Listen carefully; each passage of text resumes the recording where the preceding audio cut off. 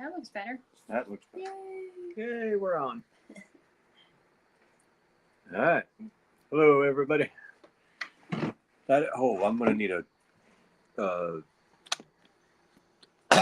gonna need a extension cord too, because I forgot to. Can you use this one right behind you? No, because it won't reach and it unplugs.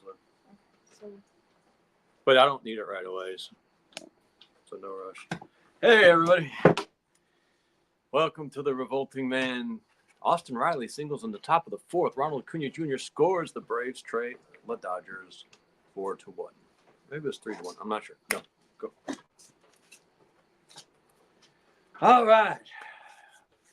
Welcome to the live stream. Hopefully, this is going to be a less glitchy live stream.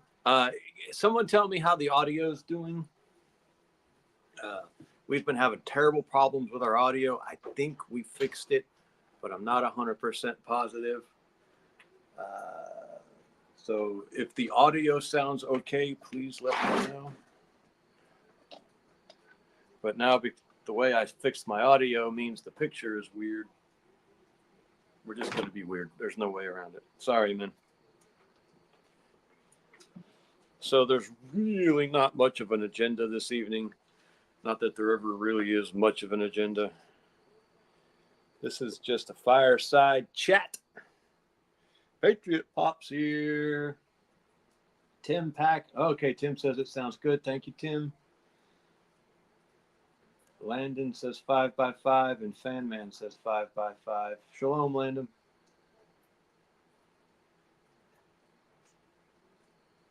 Les is here. Sweet. Thank you, Les. We got a moderator in the house. Let me check the chat real quick. Booyah. Pause this video, play that. And then, well, that camera's up too high, isn't it? Tonight's topic, to the extent we have a topic, tonight's topic is whatever the hell you guys want to talk about. However, what's on my mind right now is, what do we owe women?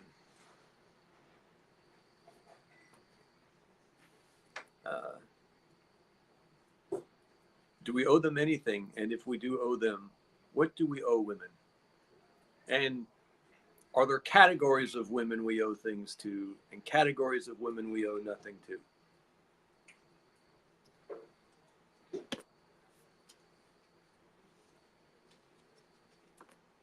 Jimmy's here. Mike Farmer. Hey, Mike. Jimmy Tuckett.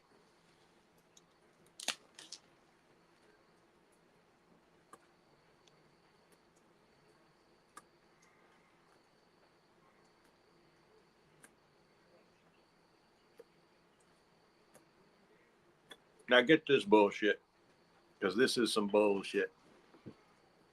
Those of you who watch the live streams know that we've been having problems with the audio, right? That there's just all this crackling in the background.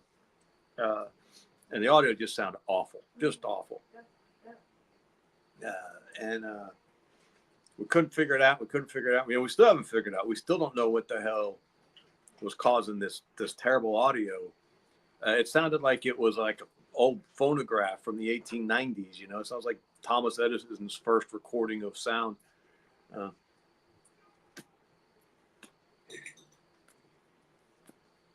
So we're just streaming through a browser. Normally I stream through the YouTube app. And now I'm just streaming through Brave. If you're not familiar with Brave, it's actually a really good browser. I really like it. And the audio is crystal clear. I don't know why.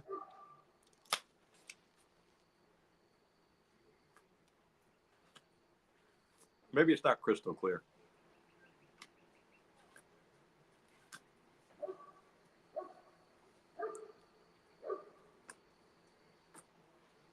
But it's certainly better than it was, which isn't hard to do because it was awful. Let me plug in this. I forgot to charge my phone before we started. All right. Someone said, oh, Isaac likes my knife collection. Thank you, Isaac. Isaac, sorry, no heads up. Ada Neer is here. How about that? Tim Pack says, okay, Mike says putting up with us. Tim Pack says we owe wives provision, protection, and respect. Now, I'm interested in this, Tim.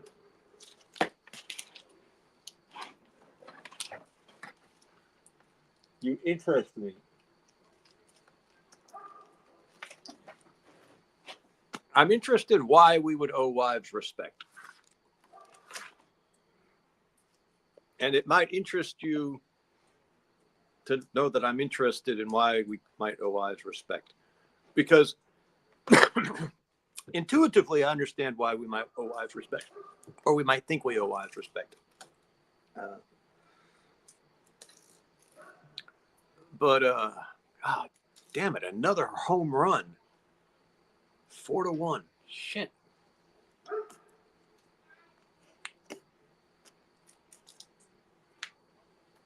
The Braves always do super bad on the West Coast. I don't know what it is about the West Coast, but they just dropped a series to Seattle. I hope that's charging. I have no idea if it is or not. We'll find out. If the live stream goes blank, it's because my stupid phone won't charge. So they dropped 2 out of 3 to the Mariners, and now they're in LA. Dropped the first one in LA, and now they're down 4-1. Anywho. Yeah, Isaac, young man, the exact right question. I mean, that's the question. It's counterintuitive to us as men, but because we value respect so much. Respect is so important to us as men. I cannot get this thing where I want it. But I don't think we owe our wives respect. Because the model for husbands and wives is Christ and the church. New Testament tells us this expressly. Husbands, love your wives as Christ loved the church. Wives, what is it? Oh, I can't remember the exact word now. It might be fear, or it obey, or anyway, as the church does to Christ. And does Christ respect the church? Not any church I know, because I've never, and this includes me, by the way. Nobody. I'm sorry. No, go lay down. Go on. I'm sorry. You're going to knock something over. So do we owe women respect? Now remember the word I used too. Who was this? Was it Tim? We don't want to gang up on Tim, because Tim's obviously a was it Tim? Fair-minded, good man. The question was, what do we owe women? What do we owe women? What can they expect from us? What are we bad men if we don't provide women? And just to define terms, in its initial asking, the question is all women, all men, and then we can narrow it down to talk about different categories of women. Was it Tim who just said that?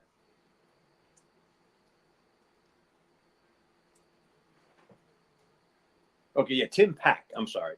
Tim Pack, wives, we owe provision, protection, and respect.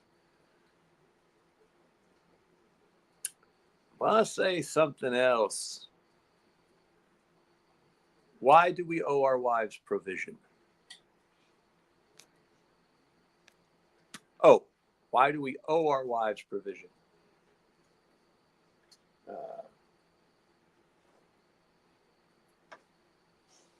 Tim says, yeah, sometimes he conflates appreciation with respect.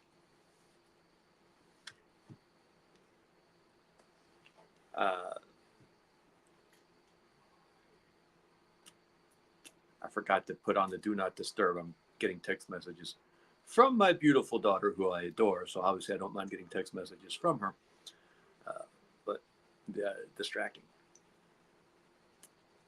why do we owe them provision? Let's just throw out a what if. For instance. Now, by the way, anyway, let's say, for instance, a woman knowingly marries an improvident man. Let's say he's suffered a horrible accident. And she decides to marry him knowing full well that he's incapable of work and that she's going to be providing for the family. We wouldn't say that was a bad man.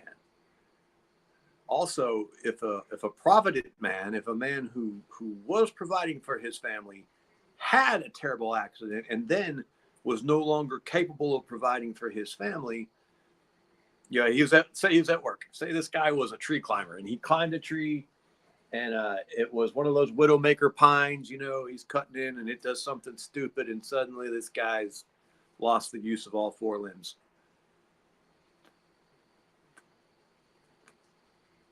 None of us would say that is now a bad man because he can't work and provide for his family.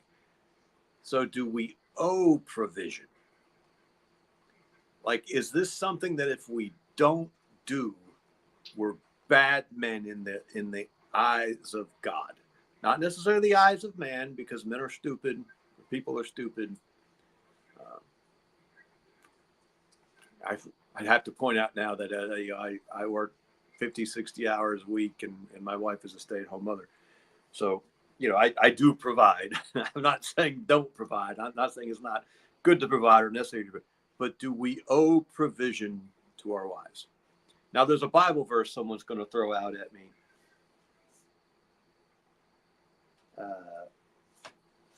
And I'm waiting for you to throw it out at me. And I bet Isaac's the one who comes up with it now. Not that you need to, Isaac, watch the chat. I'm just saying. Usually Isaac's the one who jumps on these things. But there's a Bible verse someone's going to throw out at me. And I don't have my Bible out here with me. I'm outside on my edition. Son of a bitch. Now it's 5-1. You can't give the Dodgers a 4-run lead. They're a good baseball team, as much as I despise them.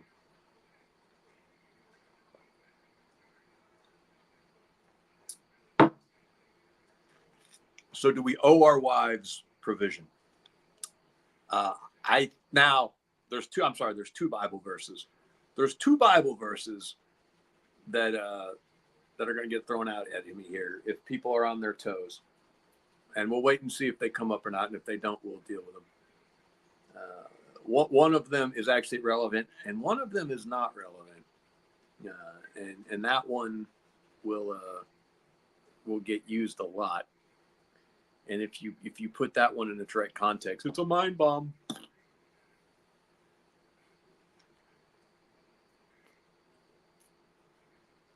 So let's change gears for just a minute here. We all like the naked ladies, except for those of you that like the naked men. Hey, Buddy Bear's here. There he goes. Ha! Buddy Bear got it. Isaac, you've been dethroned. Of course, Buddy Bear has large amounts of scripture memorized, so that wasn't fair.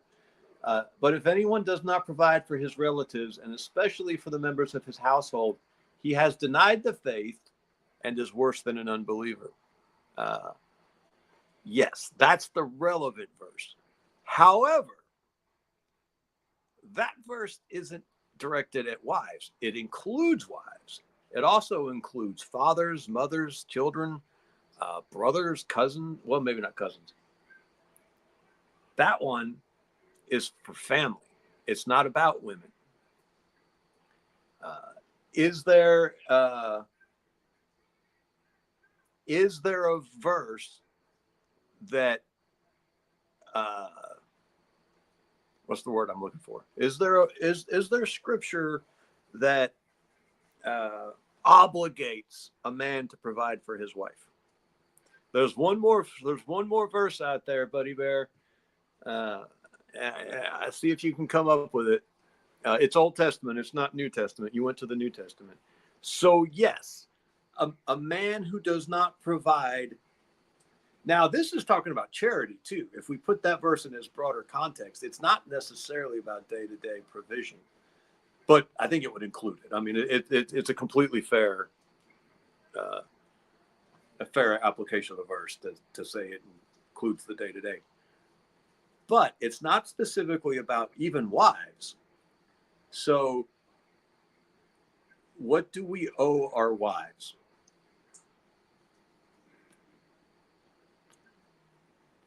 What can they go before our Creator? Well, I'm not even trying to make that statement. And by the way, we're not just talking about wives. I mean, we're talking about women in general. But yes, we're going to end up talking about wives mostly, of course, because that is the dominant woman in our lives. This is, the woman we're going to interact with the most. Obviously, we're going to end up talking about wives primarily. But let's just talk about the broader culture. What do we owe some random woman on the street? Do we owe her anything? We know that we owe widows charity. We're told that specifically. Okay, so we can check that one off right there. We owe oh man, now Freddie Freeman's in on it. 6-1. Ugh. Gonna be a bad night in LA. It's gonna be a great night here. So we know we can say we owe widows charity. We owe our mothers honor your father and mother. I'm going to just go ahead and handle the wife thing. We know we owe our wives love because we're specifically commanded, husbands, love your wives as Christ loved the church. I'm a little, Isaac brought that one up already, but it didn't. Fan Man says nothing. I think he was talking about random women. So,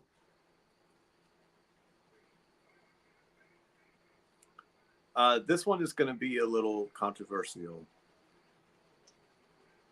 We're forbidden from lusting after married women. Now, someone's going to argue with me that it doesn't apply just to married women. And now it's 7-1. Oh my gosh. Oh. I got to turn off the alerts.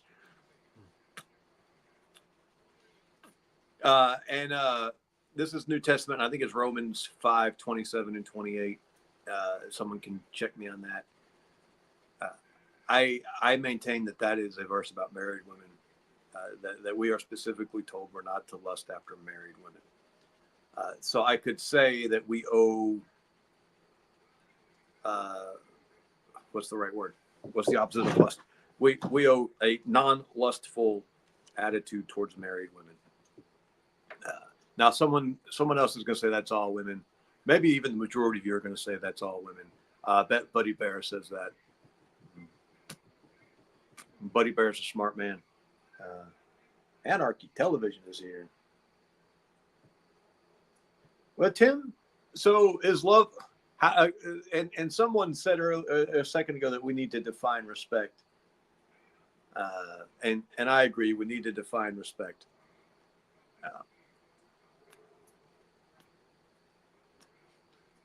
But as far as I know, off the top of my head, those are the only thing we owe women. Things we owe women. We owe widows charity. We owe our mothers honor. And maybe that's respect. We owe our wives love. And we are obligated to not lust after married women. And as far as I know, those are the only things we owe women. We don't owe random women, womanhood in general. Okay, let's say that. We don't owe womanhood writ large. We don't owe women as a group anything. We don't owe them chivalry. We don't owe them protection. We don't owe them good paying jobs. We don't owe them anything. And the way we can know this is let's flip the question around. Flip the question around. And what do women owe men? And give me an honest answer. I'm asking, I want to see this in the chat. Honest answer. Ha, ha, ha, ha, ha. Thank you, fan man. You found it. Exodus 21:10. If he marries another woman, he must not deprive the first one of her food, clothing, and marital rights. Well, that's a little awkward. It's actually more awkward than that even, fan man. Because if you read the verses prior to that, this verse in Exodus only applies to a woman you bought. This is a servant woman who you bought and then decided to take as a wife. That those protections don't even apply to regular scare quotes wives. It's an extra layer of protection for a particularly vulnerable category of woman.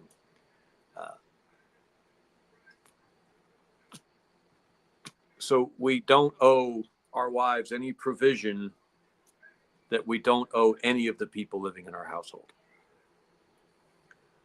or even any of our relatives. You could go as far as to say your wife is not owed any material support that you would not also feel obligated to give to your aunt or your sister. In other words, you've got to keep them from starving to death and going around naked. But let's go back. What do women owe men? I await your answers. Oh wait, Les has something to say about Sharon.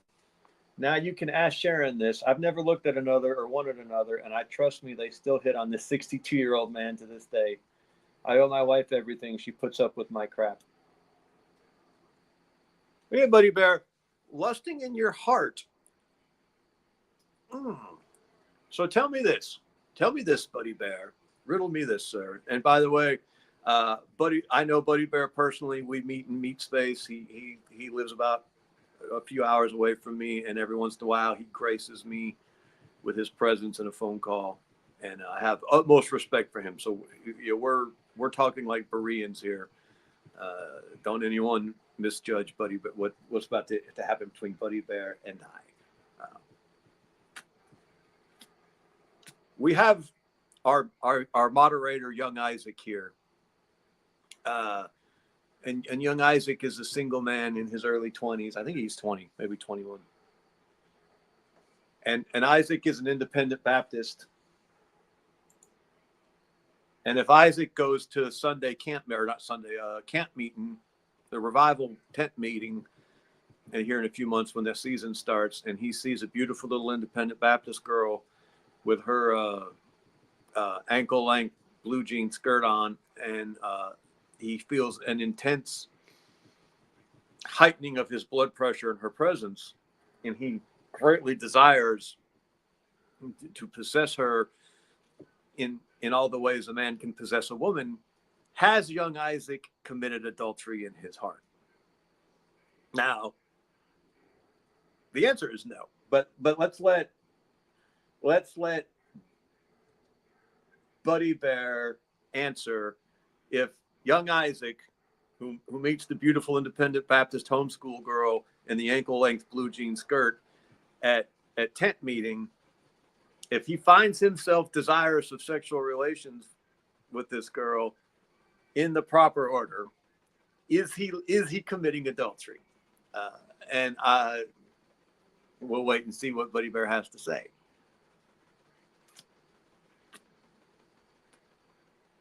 We'll keep talking about other stuff in the meantime, though. Bob Marr says, what does Jesus say? That is all that matters. That's what we're talking about right now, Bob, is what does Jesus say? Romans 5:27 and 28. Now, this is a subset of the conversation. And I think almost all of you know where I'm going with all this anyway. This was just the opening salvo in this evening's conversation. We can go on to talk about anything else because we're probably about to run out of steam on this topic. Luke B says, nothing. We owe nothing. Oh, Isaac is 24. Damn, Isaac. You got to get busy, young man. You got to go to a tent meeting and find you a homeschool girl in an ankle-length blue jean skirt. Oh, he's Reformed Baptist. He's not Independent Baptist. Isaac, I apologize. I realize that those were fighting words, and I would like to retract them. I accused you falsely, brother. I implied you are Independent Baptist when you are Reformed Baptist.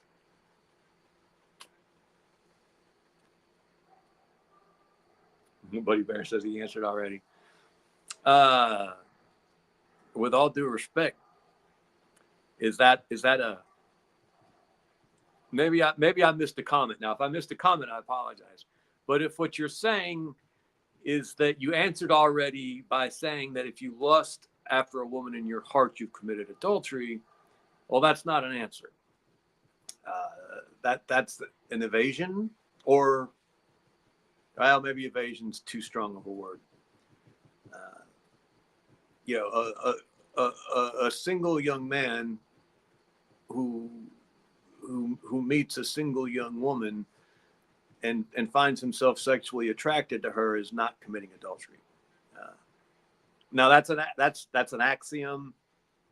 I'm using that to that's not any way to come up with moral rules to live our lives by. But this is one I think we can all agree with. There has to be some reason why you can't desire that woman, because just desiring her is not going to be enough to be adultery. Remember, adultery is something that can get you killed. You get stoned to death for adultery. Are we going to stone single young men who desire to have relations righteously, meaning they want to take that woman and possess her in the correct manner? Do we sentence those young men to death for the mortal sin of adultery? I can't go there. I'm not okay with that. There has to be some other explanation, and that explanation is that adultery is a defined sin, and it's defined in obviously the Old Testament as sex with a married woman who's not your wife, sex with another man's woman. We forget a lot of times, or many of us don't know, that you can read the Bible from front to back, and there's actually no word for wife, husband, or marriage, with one tiny little exception for marriage. Anytime you see those words in your Bible, you need to scrub them out, because those are translation choices, and the word is always woman. And when it says wife, it almost always means woman, but the connotation or the context is that she's been mastered or possessed by a man. And when it says husband, it's usually the word Baal, which just means Lord. But like false gods were called Baal. So there's a connotation of lordship or mastery in the word husband, even though that word doesn't exist in the Hebrew or the Greek, by the way. It's a woman's master and a woman who's been mastered by a man. Those are the literal words. There's no husband or wife, and there's no marriage. The sex is what makes this relationship special or distinct.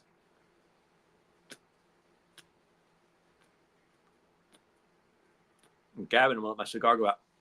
So when we see in the law, and by the way, Acts 15 brings the entirety of the Old Testament sexual ethic forward into the New Testament. 100%. If there's a sexual law in the Old Testament, it's brought forward into the New Testament. Don't care if you're a Torah keeper or not. I don't care if you're Reformed Baptist or Methodist or whatever, Roman Catholic weirdness. Acts 15 tells us to abstain from fornication. Fornication does not mean sex before marriage, because remember, there is no such thing as marriage in Scripture. Sex before marriage would because the sex forms the marriage. Sex before marriage would be, sex before sex, which is of course ridiculous. Fornication as a word is translated from the word porneia. You recognize it from the word pornography. That's the Greek root of our word pornography. Porneia means prohibited sexual acts. So Acts 15 tells this is the Council of Jerusalem. This is where all the disciples get together and that they decide what you have to do to be a member in good standing of the church. You know, Paul and Peter get into this big fight, and they go in front of the elders in Jerusalem, James and all them guys. And what they come up with out of this meeting at the Council of Jerusalem, and this is scripture, by the way, this isn't some Roman Catholic weirdness council. This is, like I said, Acts chapter 15. And they come up with abstain from fornication, do not eat things sacrificed to idols, do not eat blood, and do not eat meat with the blood in it, and remember the widows and orphans. Those are the 5 things you have to do to be a member of good standing of the body of Christ. So abstain from fornication does not mean them 16-year-olds better not be getting it on at the back of the church bus on the way to the bowling alley. You better watch them children at the lock-in. No, because then we would be saying, 16-year-olds who got things out of order have to be kicked out of the church. And meanwhile, homosexuals and bestiality and incest and all these things would be perfectly okay in the church, which is a bonkers statement. I mean, that's just stupid on its face. None of you believe that. No one believes that. Abstain from fornication, abstain from porneia is the admonition to abstain from all sexual immorality. Well, there are no list of all sexual sins in the New Testament. There is not one list anywhere of. There are some things alluded to, but bestiality and incest not mentioned anywhere in the New Testament. If your sexual ethic is based solely on the New Testament, then bestiality and incest is completely okay. They're not forbidden at all in the New Testament. You have to go back to the law to find the sexual ethic, the list of prohibited sexual acts that Acts 15 reinforces are not allowed. Okay, so right off the bat, with all due respect, Buddy Bear, and I mean, and I mean that with all due respect. I'm not. I have total respect for Buddy Bear, even if I don't always follow his advice.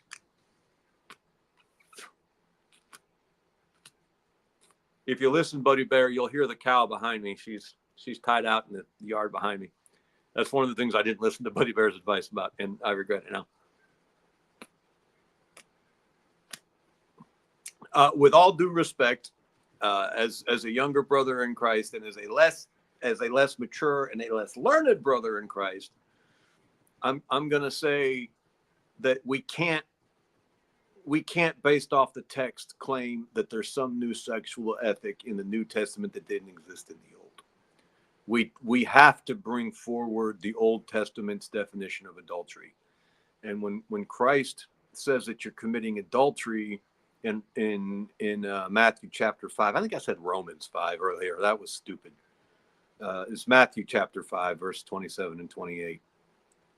There's another verse in Romans 1, verse 28 that I have to talk about a lot, and that's why I got that. It's Matthew chapter 5, 27 and 28.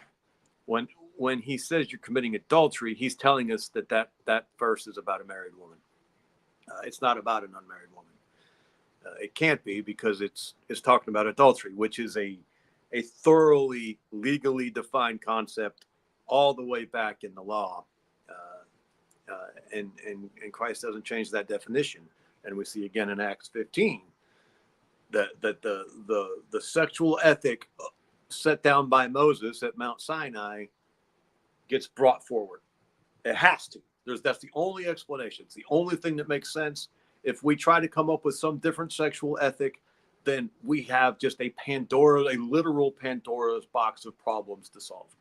What is the list of prohibited sexual acts? Who gets to define them? The Catholic Church will tell you they do. The Catholic Church is full of shit. I'm sure there are some very, very good Catholics who are in the stream right now who I will see on the streets of gold, and I will hug your neck, and I won't make one snide comment about how astoundingly wrong you were. Let me catch up with these chats real quick. Uh,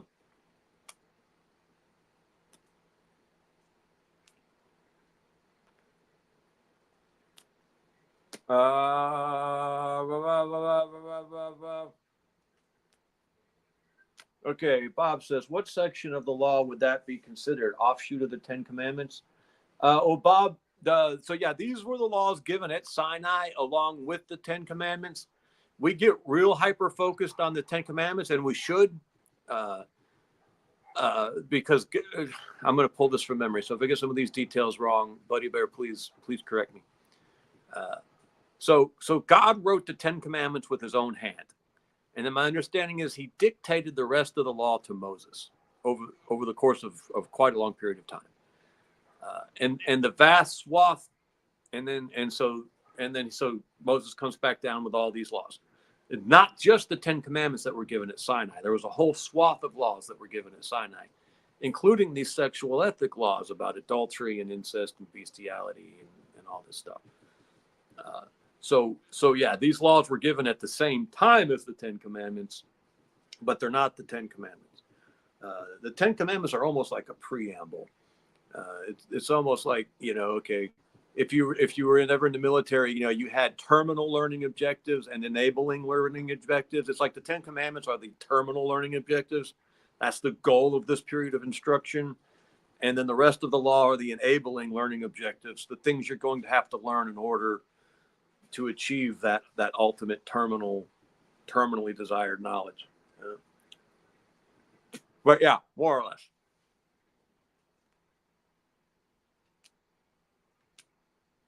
Okay,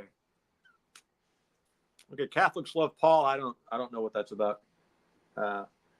So Fan Man asked the question. So you're saying that a young couple getting it on in the back in at the lock-in are not committing sin. So this is really hard, Fan Man.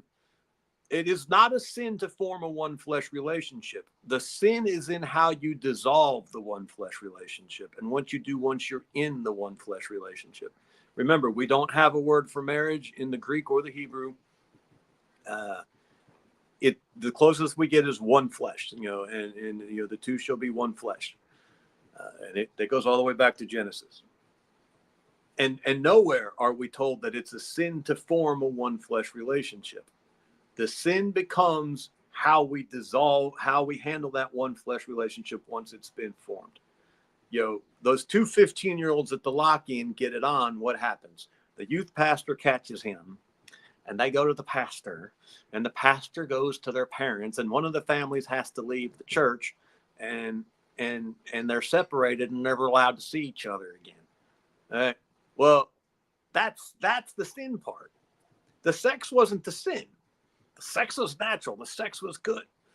The God blesses the sex. He who findeth a woman findeth a good thing. The problem was how we split up, how we dissolved the one flesh relationship. And I know that is counterintuitive and flies in the face of everything because the government and the church did not bless that union. Them two chillins, they didn't have no marriage license. The preacher hadn't said no words. There wasn't even a piano playing in the back. For all we know, they had a Sony Walkman of AC/DC going. It can't be righteous. It can't be righteous. It ain't a true marriage unless Miss Mabel's playing the piano. Come on, man. Now this is nowhere in Scripture. If we're going to base our lives off of God's word, we're going to base our lives off of God's word, and we're not going to make up the things that we have to plaster in there. The church and the government have nothing to do with forming a one flesh relationship. Nowhere. You read that book from start to finish, and it has nothing to do with the church or the government. And we. I'm sorry. I gotta.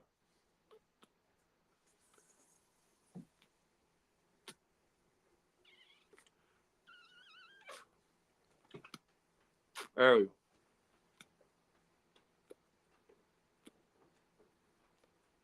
And we know that Christ is okay with this because Christ went to a wedding in Canaan.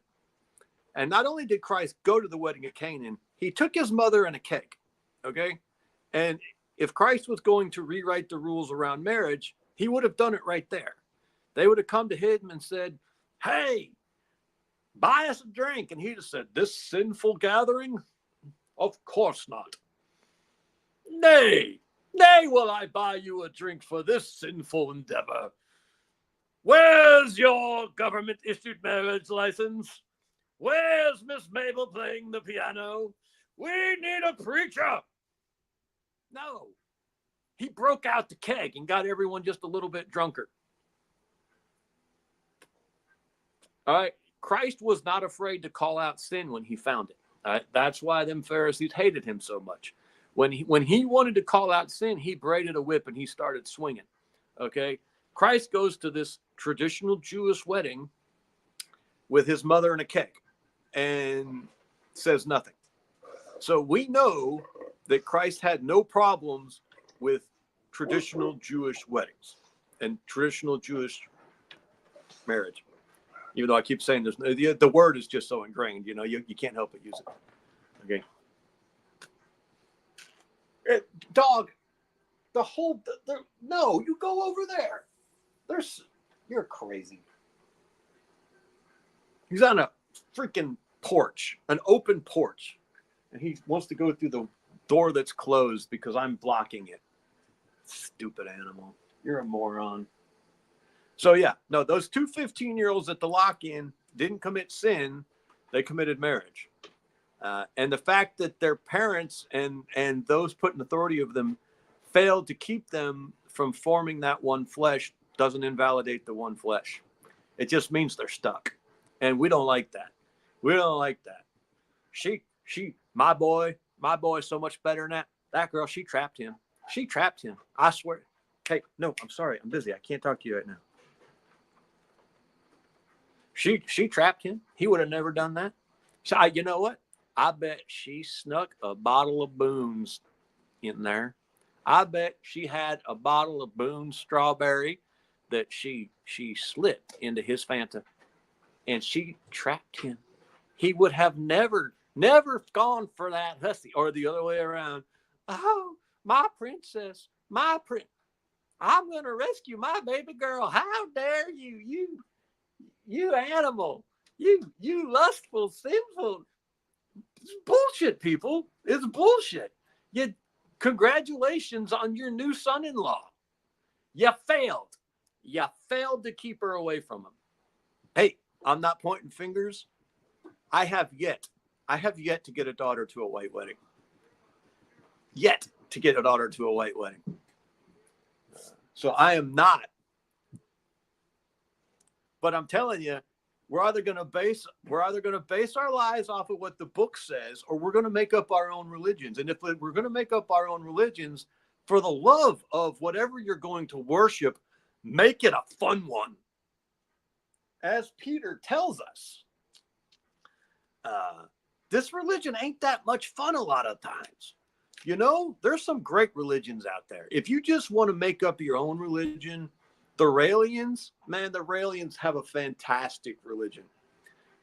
Listen to this. I've talked about the Raelians before, and I'm sorry I'm missing a bunch of comments. I apologize. I'll try to catch up in the end. There he finally. The 4-foot gap he's finally decided he'd go through. Let me re-hit this cigar. Raelians. Hold on to that for a second.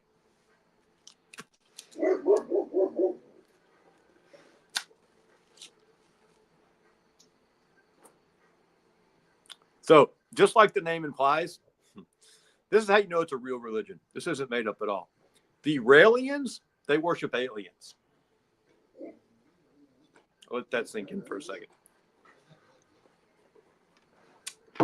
Aliens seeded human life on the planet hundreds of thousands of years ago, and then they left until we developed enough for them to come back and visit with us.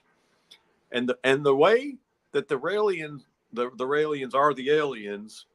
The Raelians are aliens. I told you, this is a completely legitimate. I mean, how can you argue with it? It rhymes. Entire political movements have been founded on much less. When the alien Raelians or the Raelian aliens know that we've evolved enough for them to come back and interact with us. Oh, no, of course not, Isaac. The wedding is immaterial. It's the sex that forms the marriage. You can, I mean, if you put off the sex of the marriage, I think that's best practices. We're talking about, the bare minimum standard here. I think the whole white wedding, the preacher, the marriage license, I think it's all a wonderful thing. It's a beautiful thing. I think it makes, the hard times easier to get through. I would advise any young couple to do the whole 9 yards, get the father's blessing, everything. Do it all. Do it all. Because there's a hard life ahead of you, and you're going to need those ceremonies and those public declarations. And Mariah and I were fighting one time, and I remember telling her, I asked your daddy, I gave y'all every chance to get out of this thing. You're in it now. Or something to those words, to that effect. So no, I there's nothing wrong with those things, but they don't form the marriage. I'm sorry, I gotta light this. I apologize, man.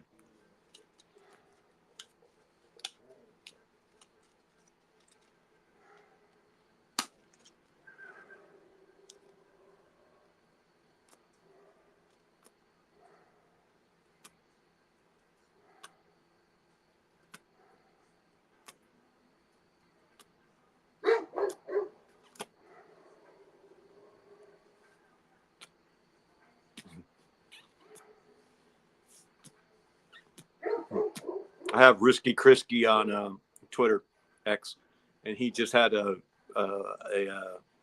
tweet come up that said, "Go cluck yourself." I have no idea what he's talking about, but it's probably pretty funny. Anywho, so yeah, though the Raelians will know it's time to come back and reestablish contact when two things happen: when we have a big enough orgy to send enough sexual energy up into space so that they can clock it, and when we have built a spaceport appropriate for their spaceship to land at.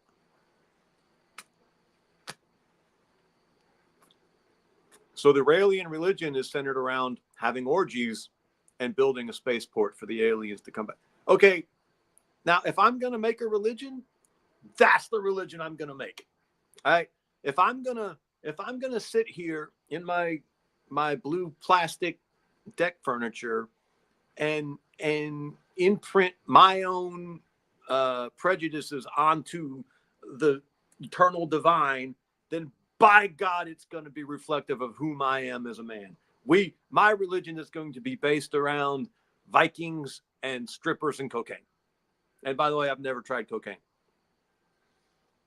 so I don't know what I'm talking about. But if I'm going to make up a religion, it ain't going to involve crosses. It ain't going to involve self-sacrifice. It ain't going to. Why would you take Christianity and then imprint some of your own stupidity on top of it? Not that anyone here's stupid. I'm sorry. I'm not talking about any human. But if we're going to be Christians, then why the hell wouldn't we look at what it says and then implement what it says? Why would we take this admittedly pretty shitty religion on the, like I said, take up your cross and follow me, die to yourself, all this self-sacrifice. And why would we take that and then just like tweak it a little bit? I'm getting ads. Interesting. Hope I get money for them. They never give me money. If we're going to make up our religion, if we're going to make up, our God, let's make up a fun one. The Raelians are good. Wicca. Wicca's kind of fun. You get to have, naked ceremonies in the woods in the middle of the night. You worship the great horned god. I'm not making this up. Wiccans worship the great horned god. If you're going to make it up, have fun. Make up a good one. Don't waste my time with this half-baked, wishy-washy, my great-great-granddaddy was a Sunday school teacher, and he told my great-granddaddy, who told my granddaddy, who told my uncle, because my daddy died in prison before I was born, that you don't smoke, you don't drink, you don't dance, you don't chew, and you don't kiss girls that do. It's not a religion. Stop wasting my time. If it's not in the book, I don't care. Oh my gosh, I don't remember where we were going. What got me off on all that? I think we were talking about. Oh.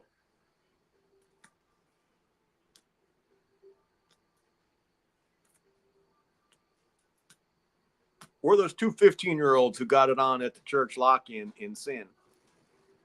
They might have been in sin because they were probably told not to sneak off, so they were in rebellion against their proper authorities. And they were probably trespassing in areas of the what is the building that churches have off to the side that they use? What is that called? It's usually the old church, and then they build a new church and they keep the old church and they call it something. I can't remember what they call it.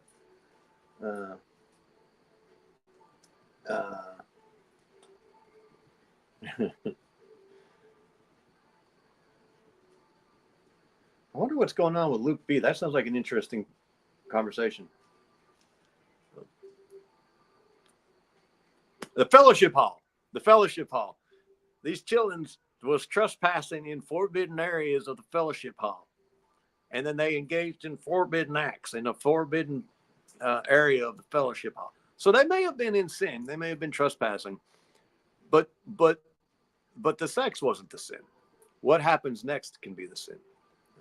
Now, I am not saying that we should all let our 15-year-olds hook up with randos and then be tied to them for the rest of their lives, because they are then tied to them for the rest of their lives. It's a big deal. I'm not saying sex isn't a big deal. I'm saying sex is a very big deal.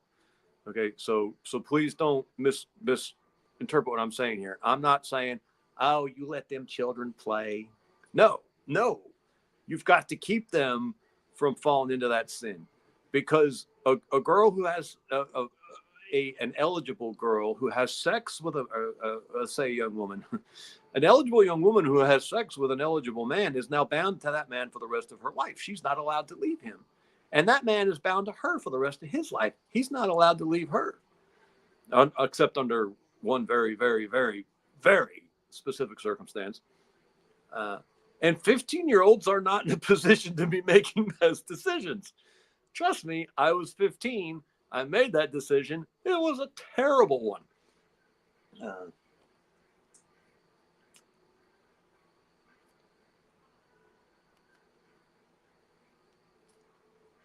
Yes, Isaac. I'm saying that the sex wasn't the sin.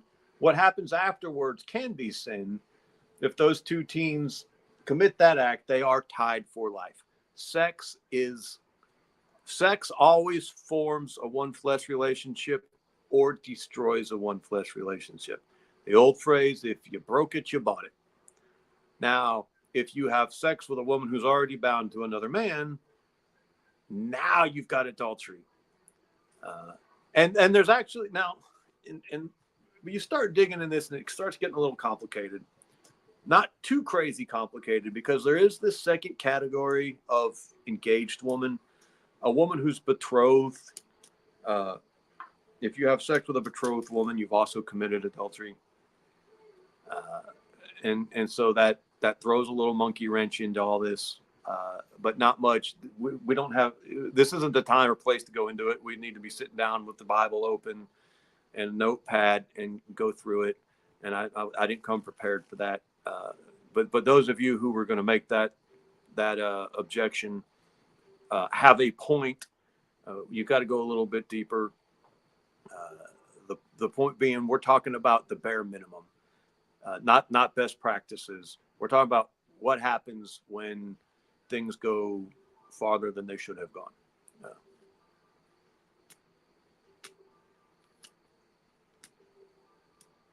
And by the way, that was the category Mary fell into when she was, when Jesus was conceived. Hey, Sharon's here with us.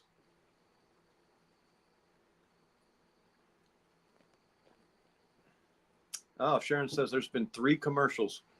I had to do some updates. Let me go. I'll go back and check. I can't do it right now, obviously, and see if I click something that lets them put midstream ads in or something. They're always trying to make more money. Well, they're never going to share it with me. Anyway, so it looks like Luke B and Fan Man are having an argument. I hope it's a good one. I hope it's fun.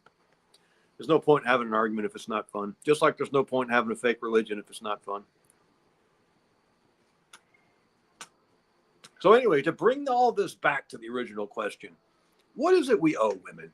Because in our Western culture, you know, we all believe chivalry is, and all of us have believed this at some point in our lives or been taught, that chivalry is an innate, inherent good.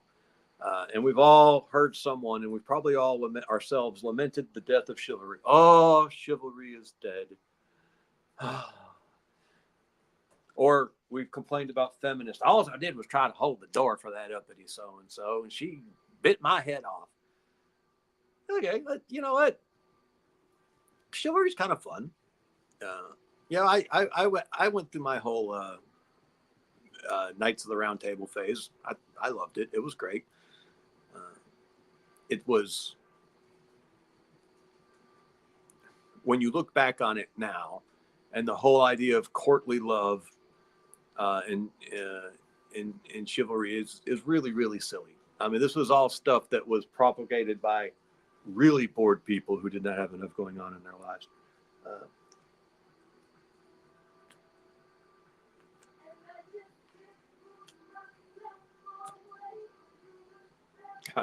Can y'all hear the background music? I don't know. Am I going to get a strike? One of my daughters is in a good mood, and she's listening to her music. If y'all can hear that, let me know, and I'll ask her to turn it down. The whole idea of courtly love was this idea was that there was this pure love that could exist between a man and a woman that transcended sex. And of course, it was a lie. It was just an excuse to commit adultery. But that was the idea of courtly love and the kind of the basis for chivalry and the whole 9 yards. Like you loved this person on a deeply spiritual level, and it had nothing to do. It really was. Oh, damn it! I always forget the name of that stupid heresy. It was Augustine came out of it. It was not the Arian heresy. It was the other one. Oh, I'll remember it later. But it was this idea that that the physical world, flesh, the physical world is all inherently and completely evil, and your pure spirit is trapped inside your physical body. I can't remember. Oh, well, look at that. We scored a run in the 7th. So now we're only down by 5. That was nice of them. Go Braves. And it's a really stupid belief. And it's kind of the same belief that's behind all the transgendered stuff today.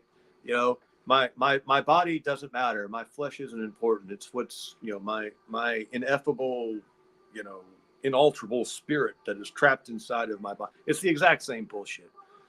And I can't remember the name of that heresy. Nicolaean? It might have been the Nicolaean. I can't remember. Manichaean? It's something. Les is saying something about his sister-in-law. Says she's wait, Buddy Bear's back. What I missed? If you are commanded to love her, what does that mean? What are the paradigms of love? All right. Buddy Bear getting us back on track. Thank you, Buddy Bear.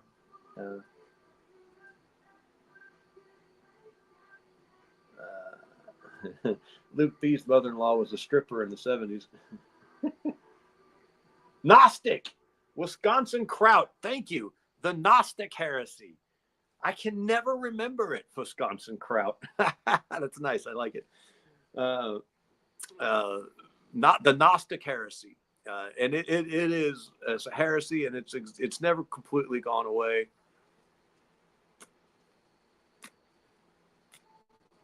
And it never completely will. But it was it was that same stupid idea that was behind courtly love and chivalry.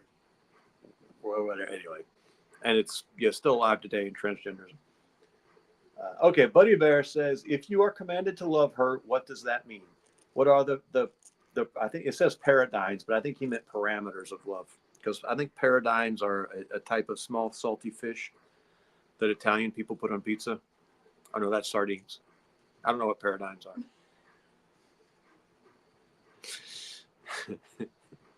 I got a chuckle out of the wife.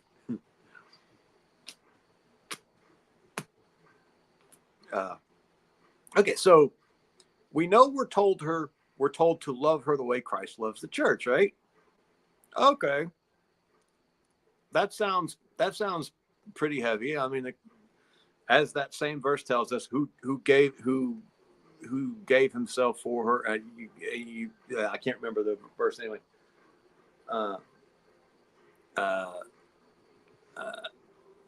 Christ died for the church. He gave his body, literally died for the church. That's so self-sacrifice, but that doesn't come up very often. I've been waiting for a long time now. I've always told Mariah that this is my promise to you. When the time comes, I'll take the bullet. I'll take the bullet. Well, so far no one's been shooting at her yet. Thank God. So I haven't had to make good on that particular promise. So it's a little hollow. It rings a little hollow when she's cooking my clothes and washing my dinner and raising my children and all that stuff. So I can't feel the totality of it. What is love? What is love? Baby, don't hurt me no more. Yeah. Luke B says he misses the Chipper Jones era. Yeah, me too. Okay. So what is love in the context of marriage? I am a little ashamed to say that sitting here in this moment, I don't have a great answer. We know love is not emotion. It's not feeling. It's not,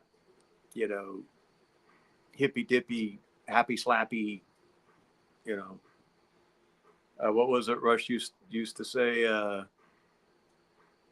Rush Limbaugh used to have this thing. He'd say something phony banana and a banana rock and rolla shinola. I can't remember what he'd say, but it was, making fun of shiny, shallow things.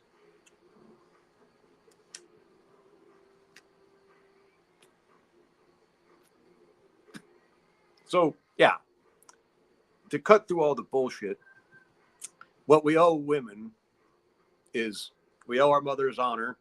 We owe widows charity. No, they lost it. Dodgers hit another home run in the 7th, and now it's 8-2. God, I think almost all their runs have been off of homers tonight. They have just unloaded. Where was I?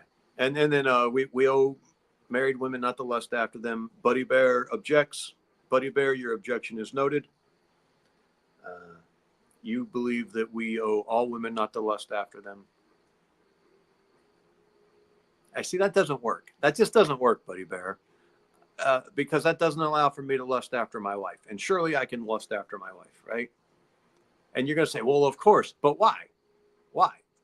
Because, if you apply that verse the way you're applying it, then it would also include my wife, that I'm not allowed to lust after my wife. And by the way, the Catholics say this. The Catholics say almost that exact same thing. You're not allowed to, the only reason why you're allowed to have relations with your wife is to create new life, and so and to forestall sin. And if you desire her sexually, that's because you're objectifying her. And they actually call that Gnostic, I think, or disordered. I can't remember. Catholics are really weird.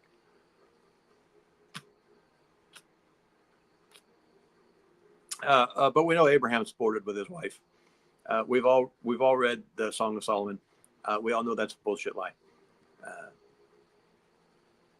So if we apply Matthew 5:27-28 that way, I'm not allowed to lust after my wife. I tell you, I'm going to hell. I mean, I'm just done. I can't not do that. I'm going to lust after my wife. So Matthew 5:27 and 28, it can't have that broad of an application. Here's something else interesting to remember about Matthew 5:27 and 28, Buddy Bear. Where's the corollary for women? Because it's very specifically aimed at men, telling men not to lust after women or they commit adultery. So does that mean that men are allowed to lust after men? Does it mean that women are allowed to lust after men and or women? Because the verse is very specific. It simply says, do not, if you lust after a woman, you've committed adultery in your heart. It says nothing about women lusting after men or men lusting after men. I guess it would apply to women lusting after women. So these two verses cannot be applied this way in any sort of coherent. It's incoherent. It is logically incoherent, and it collapses in on itself. We have to read those two verses in the context. I hate context. I can't believe I said that word. Oh, Jesus, please forgive me. Ugh. We have to read those two verses in the light of the rest of Scripture, or it just falls apart, and it's completely. Luke. Yeah, okay. Luke is the one who doesn't like bear. Matthew 9:42. I don't know what Matthew 9:42. Okay, Buddy Bear's quoting Matthew 5:27-28 for us. You have heard that it was said, you shall not commit adultery. But I say to you that everyone who looks at a woman with lust for her has already committed adultery with her in his heart. Okay. So this verse says nothing about women lusting after men. So if this is a new definition of adultery, and remember, it quotes the old definition of adultery. You have heard it said, do not commit adultery. This is a direct reference to the law, right? I mean, it's a direct reference to the Ten Commandments, thou shalt not commit adultery. And then adultery in the law is defined very, very, very clearly, very specifically. It is clearly defined in the law as having sex with another man's woman. That is adultery in the law. Now, we're saying that Christ comes up with a new definition for adultery in Romans 5:27 and 28.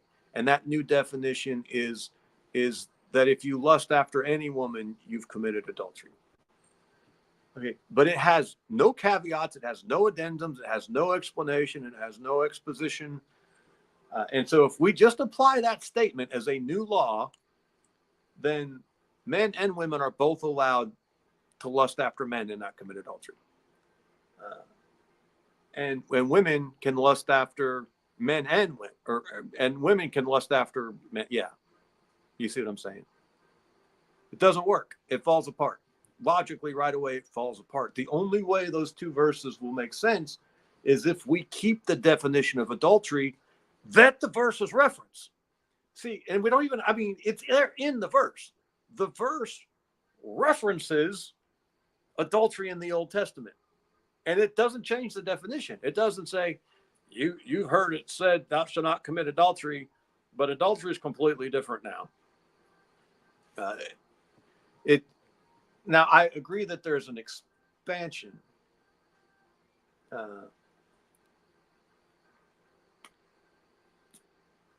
Expansion?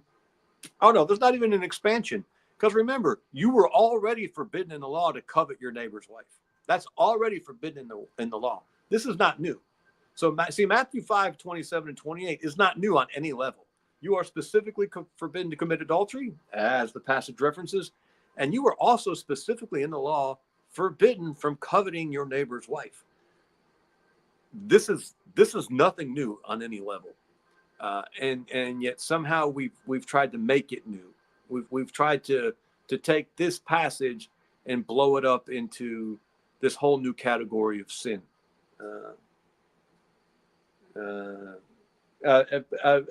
Folks, I'm really sorry. If you just give me scripture references right now, I can't do anything with them. I just don't have a Bible in front of me.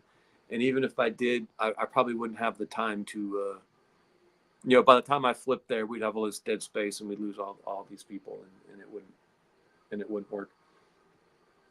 So if you're gonna quote. If you're going to give me a scripture reference, give me a little synopsis at least of which one it is, please.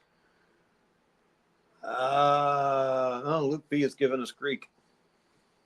I can't read Greek, Luke. So Buddy Bear says, Zach, what you are saying is that because you can't look at some women without lusting, it won't work. No, because it can't be applied. Okay, the way the modern church wants to apply it isn't logically consistent across all the people it would apply to. Okay, I'll read you just posted it. We'll read it again. Isaac, I know I'm missing stuff, buddy, and you're posting good stuff. Okay, you have heard it said, you shall not commit adultery. Who's you? He's talking to a mixed throng here, right? But I say to you that everyone who looks at a woman with lust for her has already committed adultery with her in his heart. Okay, so a man, according to this, if this is a new definition for adultery, if a man and or a woman looks at a woman with lust in their heart, they've committed adultery. But it doesn't say anything about looking at a man with lust in your heart, including if you're a woman. Now you're going to say, well, if homosexuality is forbidden, so if a man looks at a man with lust, okay, that's fine. But what if a woman looks at a man with lust in her heart? Has she committed adultery? Not according to this verse.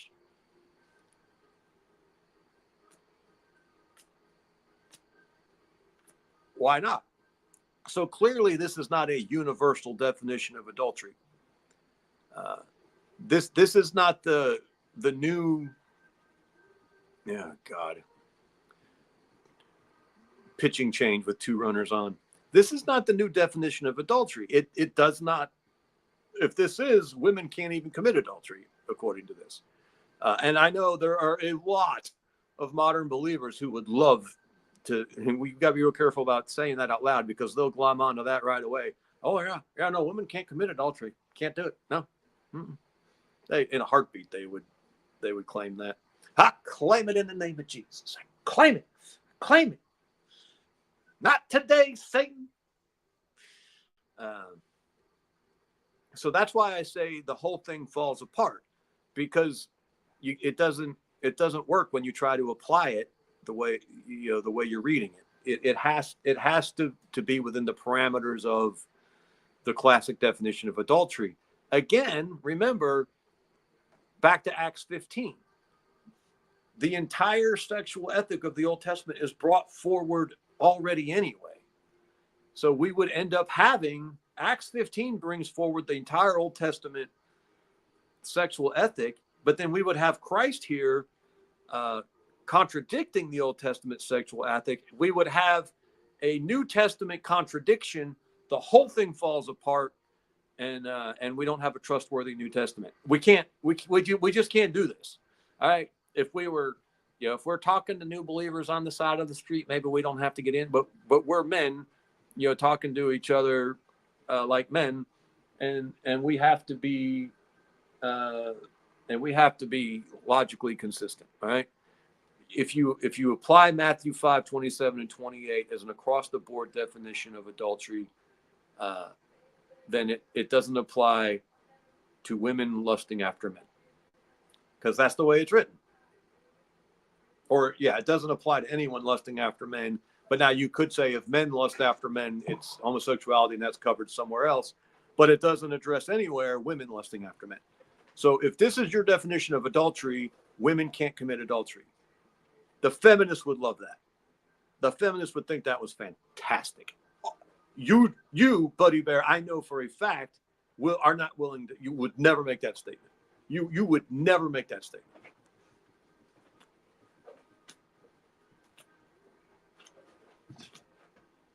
I mean, hell, we have a woman caught in adultery not long after this. Okay, and when they bring her to Jesus and say, "Let's kill her," Jesus doesn't say, "No, women can't commit adultery." He says, all right, who's the accusers? Because the accusers have to throw the first stones. But people don't get this about the woman caught in adultery. Jesus wasn't telling them they couldn't stone her. He was telling them, okay, step up. Who's the accuser who's going to throw the first stone? And then when he asked, oh God, 2 runners score on an error in the bottom of the 7th. The Dodgers extend their lead over the Braves 10-2. I am so glad I'm talking to you men and not listening to that game. All right. And then he looks up and he says to the women, where are your accusers? The accusers weren't all the people who brought her to him. The accusers are very specific. In the law, if you're going to stone someone if you're going to stone someone, there has to be 2 accusers. And those 2 accusers have to throw the first 2 stones. And if they don't, you're not allowed to stone them. Now, you're also, I think you're not allowed to stone a woman caught in adultery unless you also stone the man caught in adultery.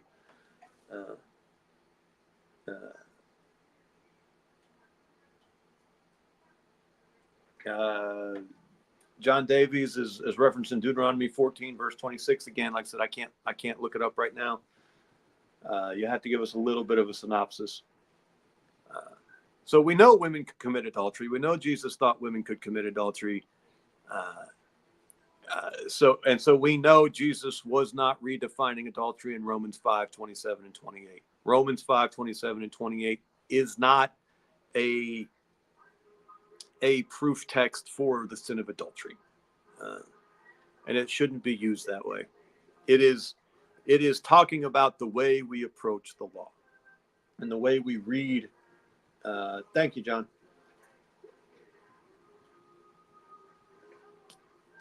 Yeah, Tim. So that phrase, "Let he who is without sin throw the first stone." The person who threw the first stone was going to be supposed to be the first accuser. So that's a very, very specific person in this scenario. And when they refused to throw the first stone, it was no longer lawful for her to be stoned. It's another one of those times when Jesus just blew everyone's mind. When he passed their silly little test with flying colors, and in the process revealed deep spiritual truths. Because we don't understand the law, because we don't read the law, because we don't think the law is valid, we miss what was going on there with the woman caught in adultery. This is also referred to as the pericope, and it's one of them. When people criticize the New Testament, it's the pericope they criticize a lot of the times and say, well, this was added in, this was clearly false, and they've got all these reasons why they think the pericope, the story of the woman caught in adultery, is false. It's all fake. It is not false. It is real. It's well attested to. There's a bunch of lies told about it to try to disprove the New Testament. Anyway. Okay, Buddy Bear's leaving. Buddy Bear, we'll have a phone call soon, and we'll follow up with this. I'll be interested to hear what you have to say, brother. Like I said, we have all the respect in the world for Buddy Bear. He's the real deal. Yeah.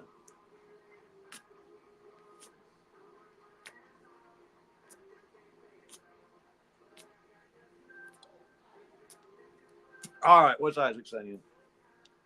Okay, Zach. Can sex/lustful thinking between a man and wife become a sin if it becomes an idol or distraction from our responsibility to spread the gospel and to do our work in life? Absolutely not. The scripture is clear. The marriage bed is undefiled. All right, that is a direct statement. The marriage bed is undefiled. And by the way, this is the one instance where we see a word for marriage. When it talks about a marriage bed or a marriage supper or marriage clothes, this is the one time where there's a specific word that it relates to this, the whole one flesh thing.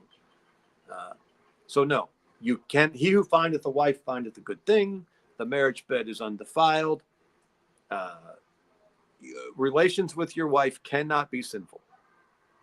Relations with your wife cannot be sinful. Not relations that your wife are also involved in, but the relationship between a man and a woman, the sexual relationship between. I got to keep defining things because someone's gonna. What if he beats her to death? What if he beats her to death with her unborn child? the sexual relation between a man and a woman, the righteous, let's just use the words we all know, husband and wife, even though they're not accurate. The sexual relationship between a husband and wife can never be sinful, with one possible caveat, and that's the Romans. So Romans 1:27 through 28. If you read that one way, there's a way that the sexual relationship between a man and a wife could be sinful.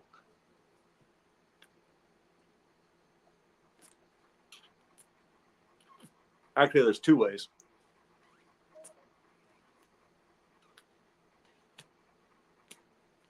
There's a way to read Romans 1:27 and 28 that would provide two ways for a marriage, a sexual relationship between married people to be sinful. But no one's going to want to talk about that because everyone's going to get mad at me. Everyone's going to get mad at me.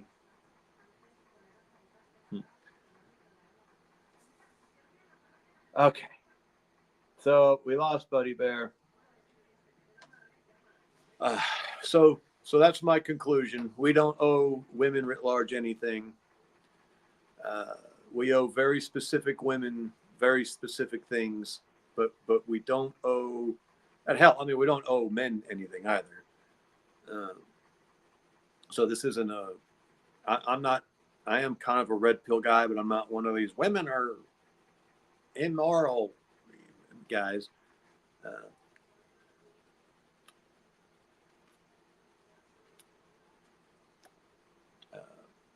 I'm not just beating up on the ladies, but we've gotten sideways in the West, where we think, as men, we think our job is to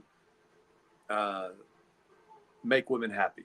You know, I just want to make her happy, sir. I just love her so much. I want her to. I'm going to go to work and I'm going to make sure she has a good life. Well, there's nothing wrong with that, but that's not your purpose, and you don't owe that to her. You know, this whole happy wife, happy life nonsense, where, you know, I've been put on this earth to love that woman no matter what, and I owe it to her to support her and make sure she's happy and she's fulfilled. That's a lie. And it's a bullshit lie. It's the abdication of your responsibilities as a man. What you owe her is love. And love is sometimes we might be about to define love now that Buddy Bear left.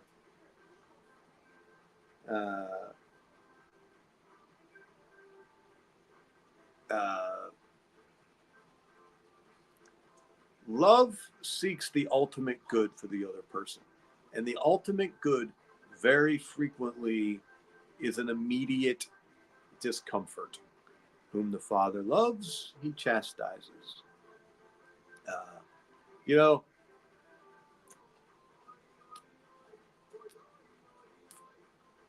we make a big deal out of this. Love her with the love of Christ, brother. You're commanded to love her as Christ loved the church. And you are. Let's not forget how Christ loved the church, though. And we can just look at the people he knew, the portions of the church he knew directly. Let's just look at his 12 disciples. If Christ loved the church, certainly then he loved the 12 disciples. Hell, one of them was called the Beloved. And what did he require of those disciples? Well, tradition tells us every single one of them, with the exception of John, the Beloved, died a martyr's death. Some of them quite horrifically. Now, this is tradition, and obviously we can't, you know, it's not ironclad. But these are fairly well-attested traditions, and they're probably not too far off. So, you know, we all remember Peter was crucified upside down. Paul was beheaded. Thomas was sliced with scimitars in India, interestingly enough. On and on and on and on and on. They were all martyred down to John the Beloved, who was not martyred. He spent most of his old age laboring in a salt mine. So, you know, the love of Christ is not necessarily a sort of a penthouse kind of a thing. You know, the church is not a trophy wife. And it seems like that's what we all want the church to be, is a trophy wife. I'm going to marry Jesus. Jesus is my boyfriend. I'm going to marry Jesus. He's going to put me in a nice house. And he's going to wake up early before he goes to work and make me coffee. And once he gets the children off to school, I'm going to get up and have another cup of coffee and do my makeup. And then I'm going to go to the gym.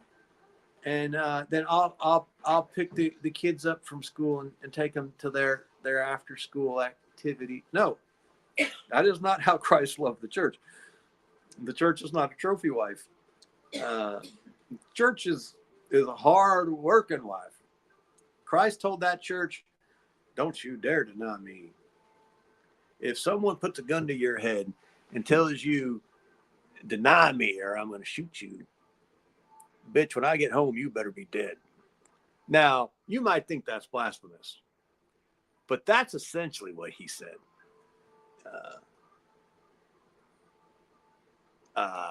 That is a hard word. I can tell you right now that if someone put a gun to my wife's head and told her to deny being married to me or they were going to kill her, she has standing instructions to deny being married to me. All right, am I a better husband than Christ? Absolutely not. I'm a worse husband than Christ. So obviously I should change those standing orders, but I can't. I'm not going to.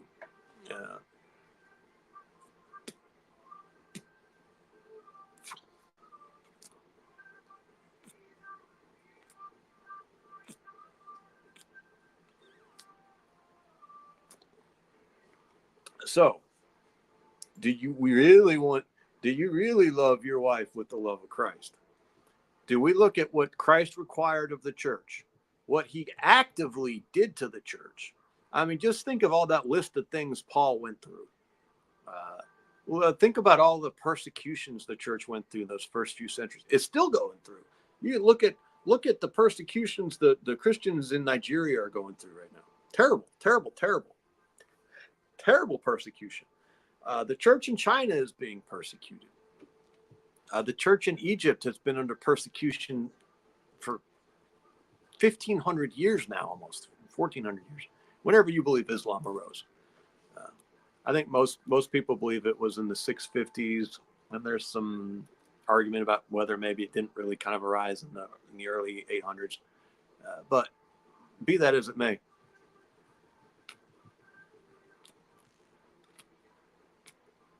it is only here in the West where we think that Christ loved the church by making her a trophy wife.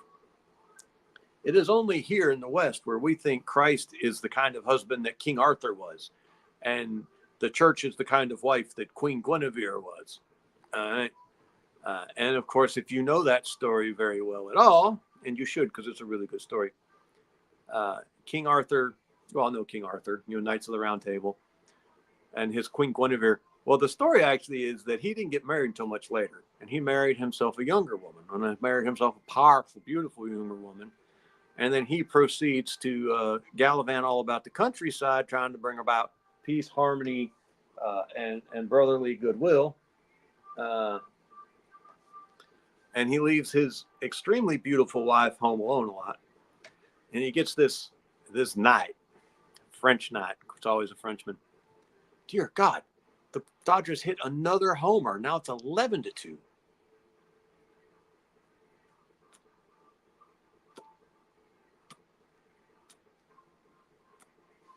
And this French knight by the name of Lancelot, no sexual innuendo there, no double entendre there. Lancelot has courtly love. We talked about courtly love earlier with Guinevere. It's a Gnostic love. It's a love that transcends their flesh. It's a love of the spirit, courageously attempting to escape its fleshly prison. But it doesn't. It ends up in the literal fleshly prison. And of course, they have very non-Gnostic love. They have, boot knocking love, and the whole kingdom is destroyed because of it, and all of King Arthur's hopes and dreams and plans come crashing down because Guinevere and Lancelot, let their courtly love spill over into the fleshly kind.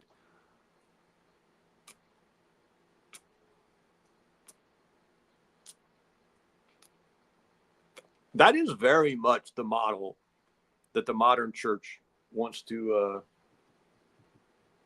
live by. They want to be loved with the love of Christ. He just loves us so much. It doesn't matter what you do. He'll love you no matter what.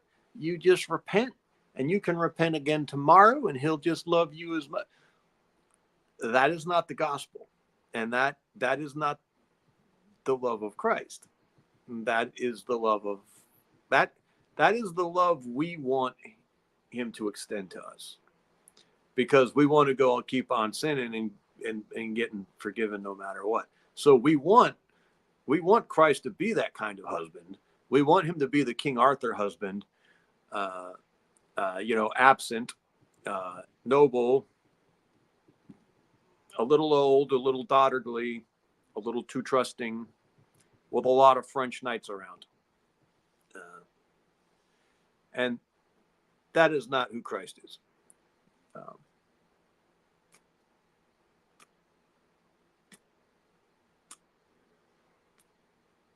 Now, maybe Christ isn't a hillbilly and a wife beater.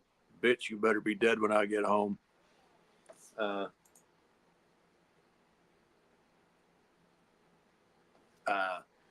But he is a hard husband first. He is a hard husband first. Is it wives fear your husband? What is that? Where's the wives fear your husband? What am I thinking of here, baby? For the wife of the unbelieving husband?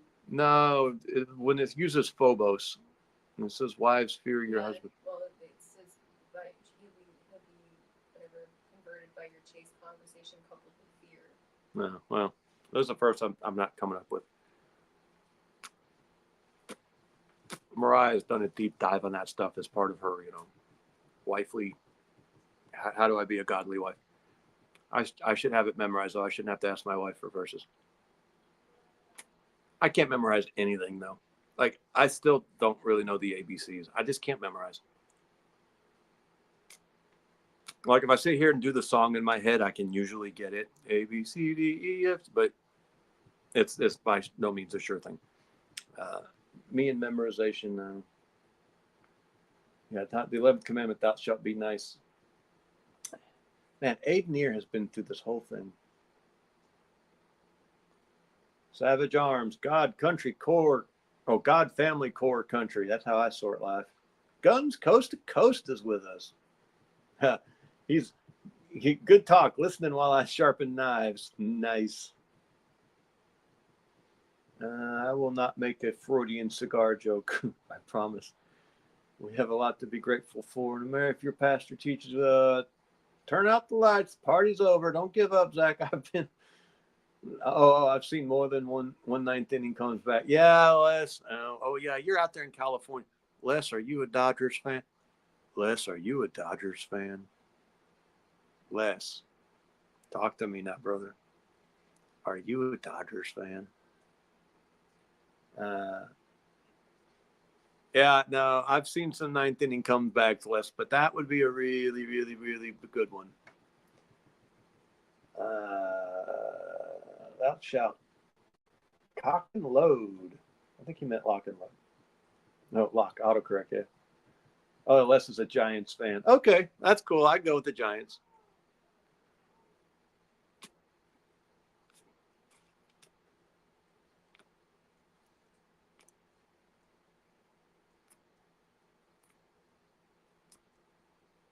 I'm good with the Giants. I just don't like the Dodgers for the same reason I don't like the Yankees or the Red Sox, It's like they get all the attention, all the hype. If a player hits 264 and plays decent defense with the Dodgers or the Yankees or the Red Sox, they act like he's the second coming of Ted Williams. Oh,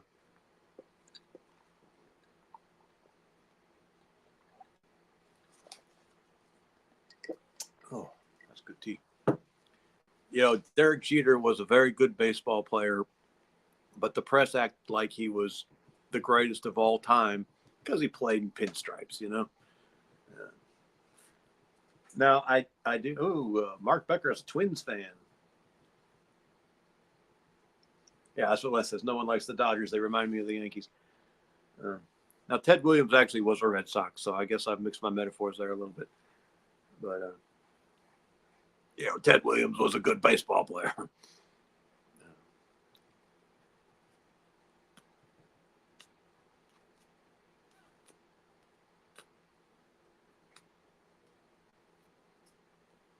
And I get it. I'm a Braves fan. It's not like I'm a Kansas City Royals fan or anything. I still pull for a top tier team. We win the division pretty much every year. McToe Cowboy. Cheers from Chicago. McToe Cowboy, you might have liked our conversation this evening. We lightly brushed up against several MGTOW adjacent. I know y'all pronounce it MGTOW, but I like MGTOW. Mostly because I was a tow gunner in the Marine Corps. So I just can't say, it says tow. Tube launched optic track wire guided. Tow. Kurt Schilling. Yeah, he was great. Oh, I could never be a Cubs fan. The only time I almost ever got into a fist fight at a sporting event was what year was that? Oh, I don't know, but it was the division championship series, and the Cubs were come down to Atlanta for this year. And it's when they had Kerry Wood and who was the other guy? They had those two pitchers. It was Kerry Wood and Majors, or I can't remember the other guy's name. But they had two really good pitchers. And I mean, it was pretty much lights out. The Brewers are a religion here in Wisconsin. I could be a Brewers fan. Yeah, I played with those toes, John. No double entendres there either.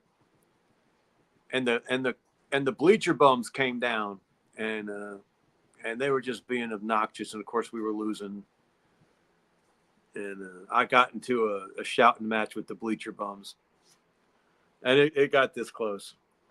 It was almost me against about a dozen shirtless Chicagoans who were half lit, and they were really confused about how baseball works in Atlanta, and they were just shouting at everybody. And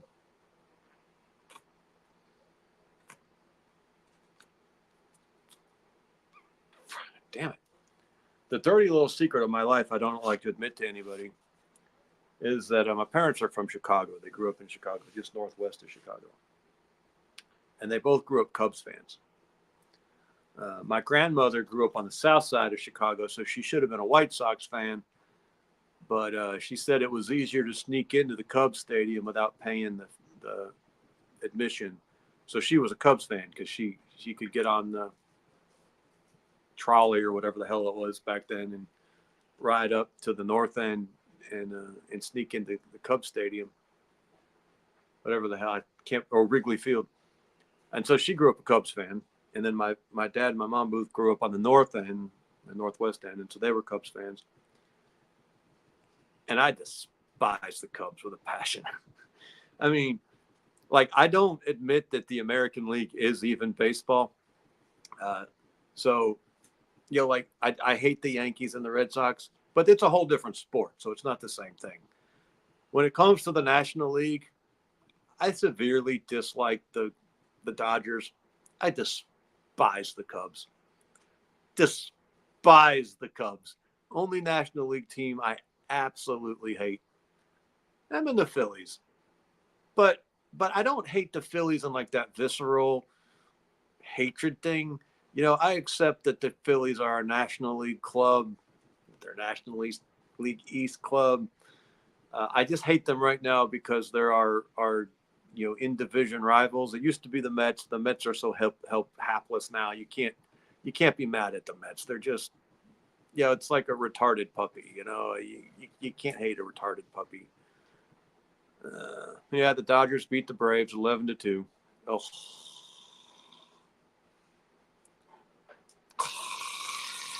Bryce Elder is getting sent back to AAA. Mark my words.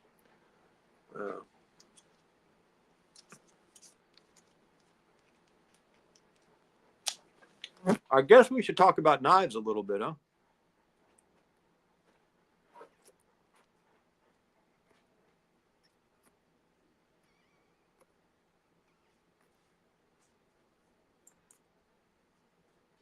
I'm going to keep this live stream going until this cigar's done. So if y'all get bored, Isaac, I know you've got a life and everything. Les, Sharon.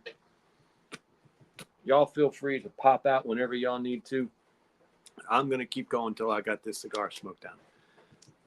I would talk about baseball all night if y'all want to talk about baseball. But Guns Coast to Coast did just bring up the knife issue.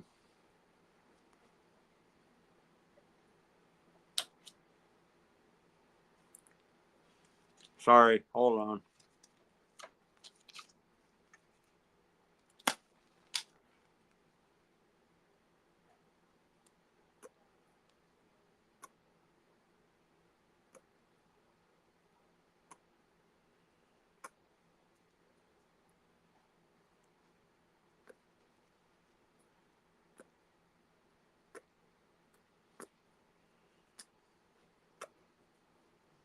Could take a long time. And we did do a little tongue-in-cheek knife video this weekend. So let's talk about it. I'm a big buck fan. I'm a little bit of a gear whore, which is hard to do when you're poor.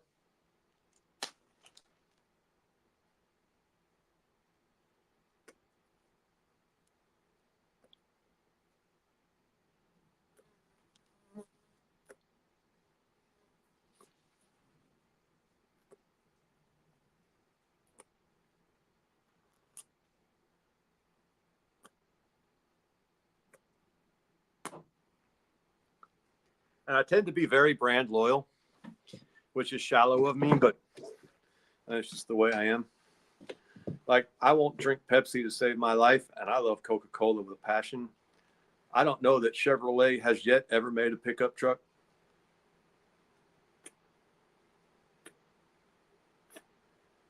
And almost every tool in my truck is Milwaukee red. Militant Roots is here. Free Pine Land. Your cheeks are going to hurt. Well, Isaac is leaving us. Isaac, thank you, brother. Appreciate you. So for me to now, my cheap knife is a Milwaukee, so I'm still being brand loyal.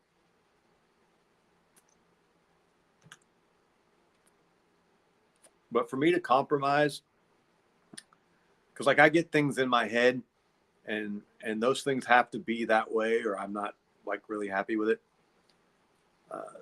So my carry knives, my EDC knives for years have had to be a very specific thing. They had to be bucks, they had to be folders, they had to be, they had to have a certain, whole 9 yards.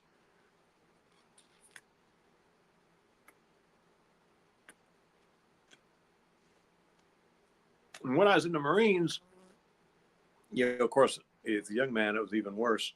And I had to always have a buck multi-tool, which were stupidly expensive. And I always lost them. Like, you couldn't keep them for a week or more. And in my platoon, this was this ongoing thing. Back then, you always had to have a flashlight, and you had to have a watch and a flashlight, and usually everyone had a multi-tool. Most of them were Leatherman, and then I always had to have my bucks.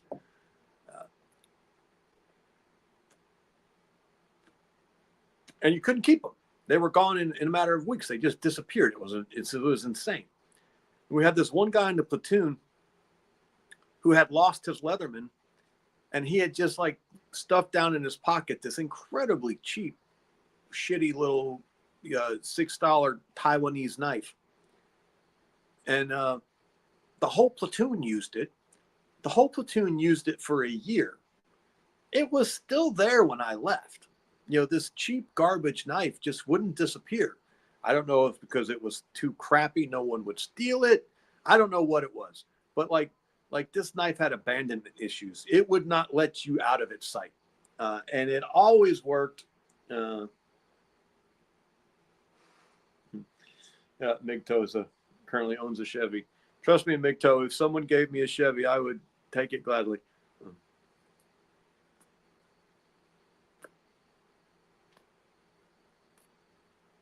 So I knew in my little heart of heart that cheap knives were the way to go. And finally, I finally bought, I don't know if you've ever been to Home Depot. I'm sure you have. Oh, Migto Cowboy's father was a Marine, then a Chicago police officer, then a federal aviation officer, retired at 68.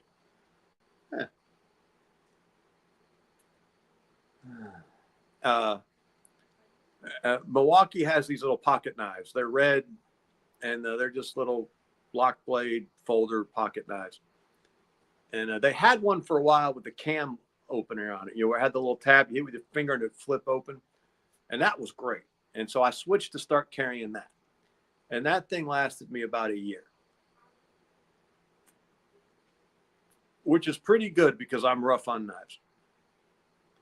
And so then I carried a series of those little Milwaukee pocket knives for a long time. But I started scrapping wire.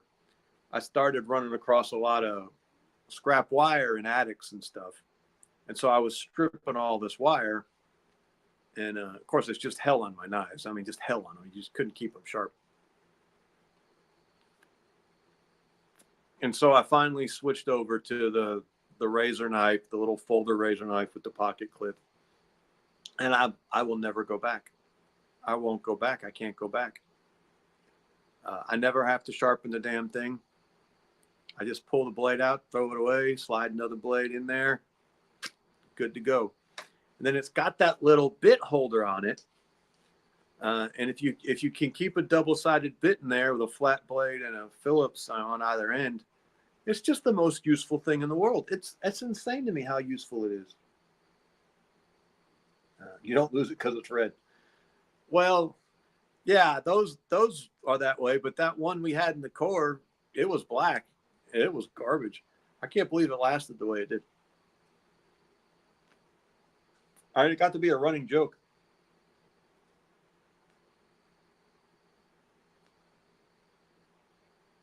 No. So I've become a big advocate that your everyday carry knife should probably be an inexpensive one. And there's a real good chance it should be a razor knife, unless you're spending a lot of time in the woods. Because obviously those razor blades can't take any kind of real abuse. And obviously you're probably not carrying 100 reload blades in your back pocket. So if you're in the woods, obviously you need a decent knife. But if you're in the woods, you don't need a folder anyway. You need a fixed blade belt knife.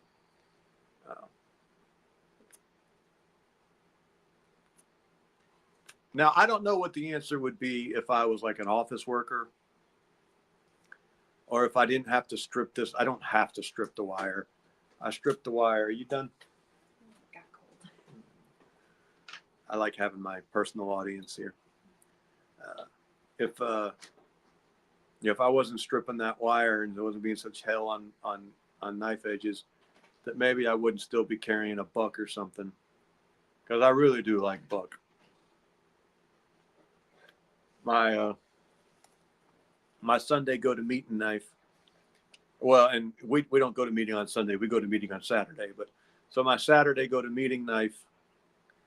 Because today's Saturday, I'm dressed in my Saturday go to meeting clothes. So I have on my Saturday go to meeting knife. And it's a buck. Can you see that? What's that? I don't know. And it's one of the USA, the ones made. Some bucks are made in Taiwan, and only a limited number are made in America anymore, is my understanding. And it is a made in America buck, and it's done really well. It's not the strongest ever. It's a really good. It's a really good around town knife. But if, like I said, if I was in the woods, I would take one of my fixed blade bucks, which I have several fixed blade bucks.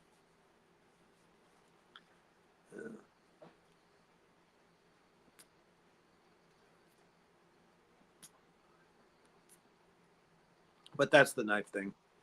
Because really, at the end of the day, everything we do with knives, our ancestors used to do with flint. So any steel is going to be better than flint. Yeah. All right, all the Chevy guys are coming out of the woodwork.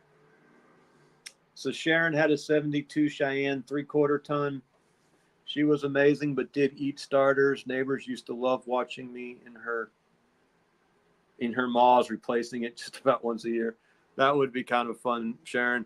Very few things sexier than a woman working on a car. I mean, obviously there are things sexy, but that's pretty sexy. JC says my 2001 Chevy Silverado has 270,000 miles now. Original motor. The LS 5.3 is almost bulletproof, but the GM trans are junky. Micto Cowboy is a trucker by trade. My EDC is a cheapy S10 knife from Walmart. Just cutting cords and stuff. Yeah, I mean, a cheap knife is just, it's like dating a fat woman, Maybe you don't want to show it to your buddies, but by God, she gets the job done and she's grateful, Affordable, reliable. I had a buddy in the Corps who he'd only date fat women. So, and of course, the young guys are going to make fun of each other. And, we'd make fun of them. And he'd say, I love fat women. Doesn't matter what you do to them. They're just grateful.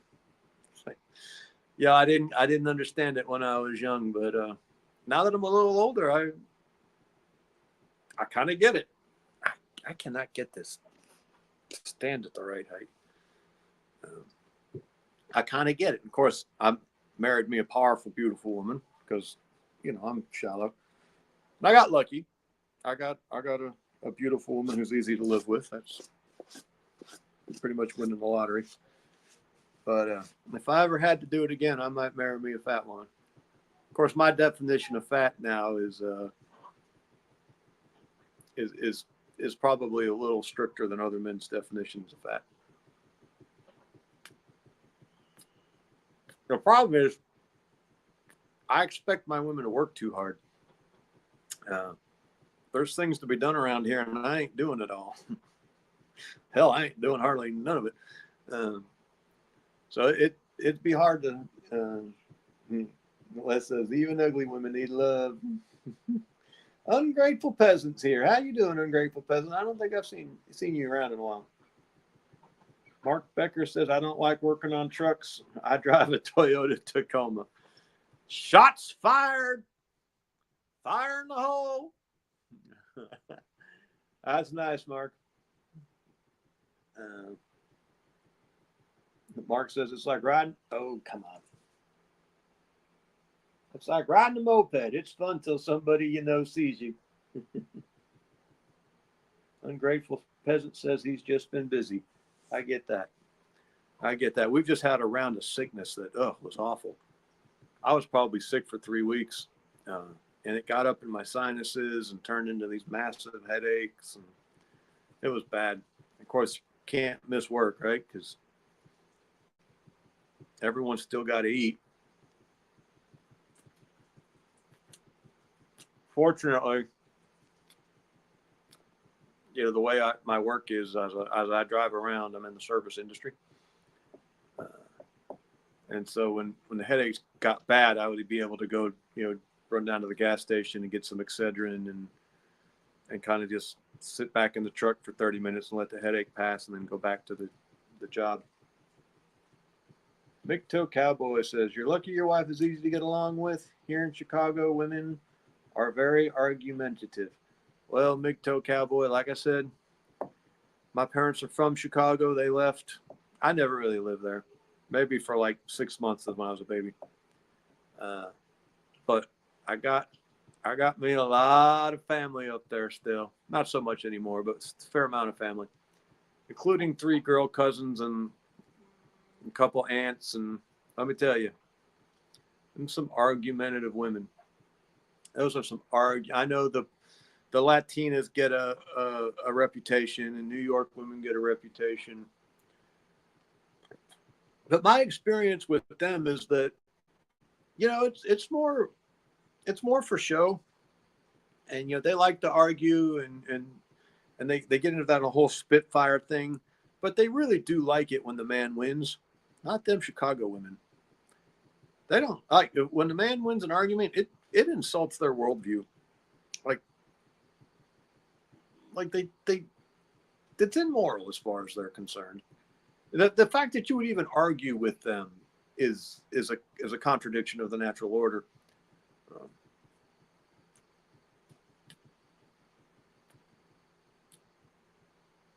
They just assume it's not so much that they're right. It's just that you don't have a right to question them.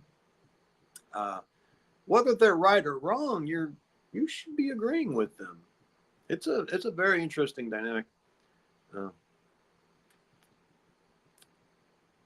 My mother has a little bit of that, but not much. She's been down south for a long time, and my father don't put up with no crap. I say my parents grew up in Chicago, and they did, but dad's dad, my paternal grandfather's people are actually from Texas. My grandfather had some pretty intense experiences during the war. That would be the big one, WW2, you know, the good one. And after the war, he left Texas and went to Chicago for about 10 years. And then he went back to Texas, and he just, you know, he left a few things behind, kind of just by accident. You know, when you move, you always forget to like get the garden hose out of the backyard or something. And so my grandfather left a few things behind like that. You know, my father and my uncle being 2 of them. And so dad ended up growing up in Chicago, but he comes from some West Texas. I don't know what the right word would be. They had a sheep farm. Was it a sheep farm or a goat farm? It was one of the 2. I think they had a goat farm, but my great grandfather actually liked raising sheep. So he had like a hobby sheep herd, and then the goats were how he supported them, I think is what I remember. I don't know. Anyway, they had some kind of sheep or goat ranch way out in West Texas, little town called Sanko. Actually, there was a little town outside a little town named Sanko. I don't even remember the name of the little town outside Sanko.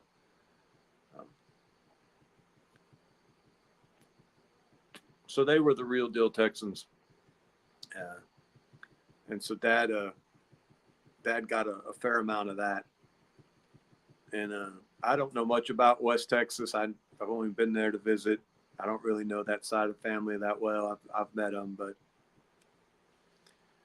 they don't seem like they take much shit off of anybody, including their women.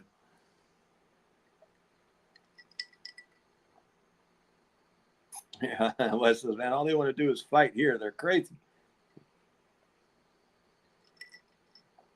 Oh, Jesse really likes Ontario knives. I really like Ontario knives too. You know, Ontario owns the K-Bar now, or maybe they always owned the K-Bar, but that's where the K-Bar comes out of, is on the Ontario Knife Company.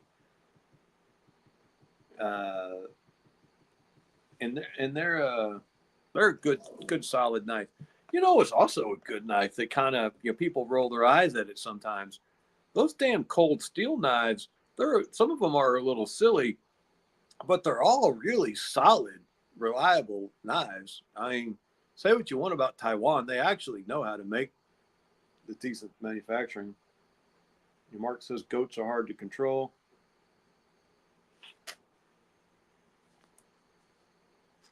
Big Toe Cowboy says someday I hope to LARP as a homesteader.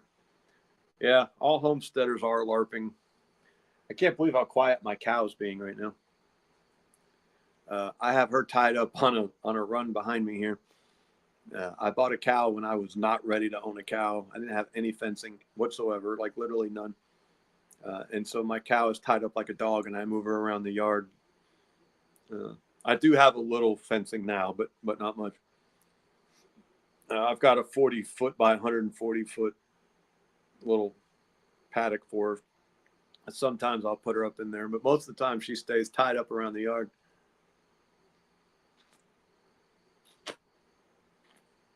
And the one thing now, we usually do a big garden every year, although Mariah and I were talking earlier, and our garden hasn't done well the last couple of years. So we're hoping we're going to simplify and scale back this year and try to retrench, and regain whatever ground it is we've lost for whatever reason we've lost it. Especially with food prices doing what they're doing. But we've got the chickens working, and we just got some ducks on a whim. One of my younger daughters was like, "Daddy, can I have some ducks?" And I'm an old man now, and I'm more a grandfather than a father. So I was like, "Of course, honey, you can have some ducks." So we bought 3 ducks. One died. But I've been really impressed with how quick they put on weight. I mean, they got big quick. And now there's these nice, big, fat, juicy-looking suckers. If they weren't my daughter's pets, I'd probably be thinking about eating one of them. So we might add more ducks here in the future. They were real easy keepers. One died for whatever reason, but it died young. It was still a chick.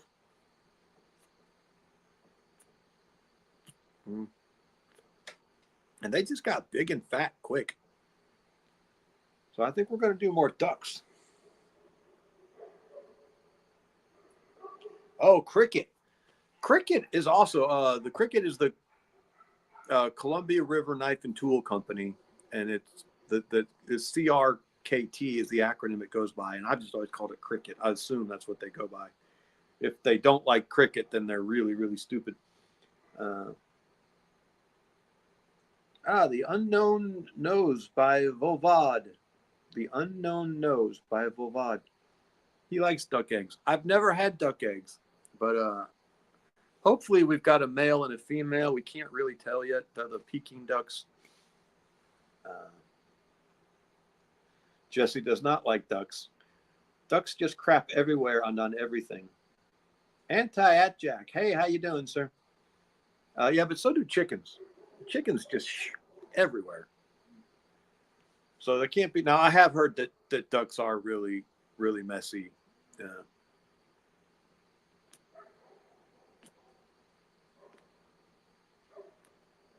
And so far, we only have 2 ducks and 30 chickens. So, who knows what happens if we ever got, 10 ducks or something. Maybe I won't like it so much. But like I said, mostly I've just been really impressed with their weight gain, how quick they put on weight and got big. We bought chicks at the exact same time, and the chicks we bought are still, they're still little bitty things. They're still in a separate cage by themselves because they're too small to go in with the rest of the flock. And these ducks are bigger than chickens, and they're out and about in free range already. Now I have no idea what their feed conversion is like. We may have dumped 10 times the amount of feed in them that we dumped into them chickens too. Mark says ducks don't kennel up at night. So like I said, we let them free range. I don't know if I should go check. I don't know where they're spending their nights. I just haven't looked. So that might be something we have to think about. and we'll see if how they hide their eggs too. That might, but we're not really. I'm hoping we've got, you know, male and a female, and if we do, then we'll actually save the eggs and incubate them out and see how they hatch.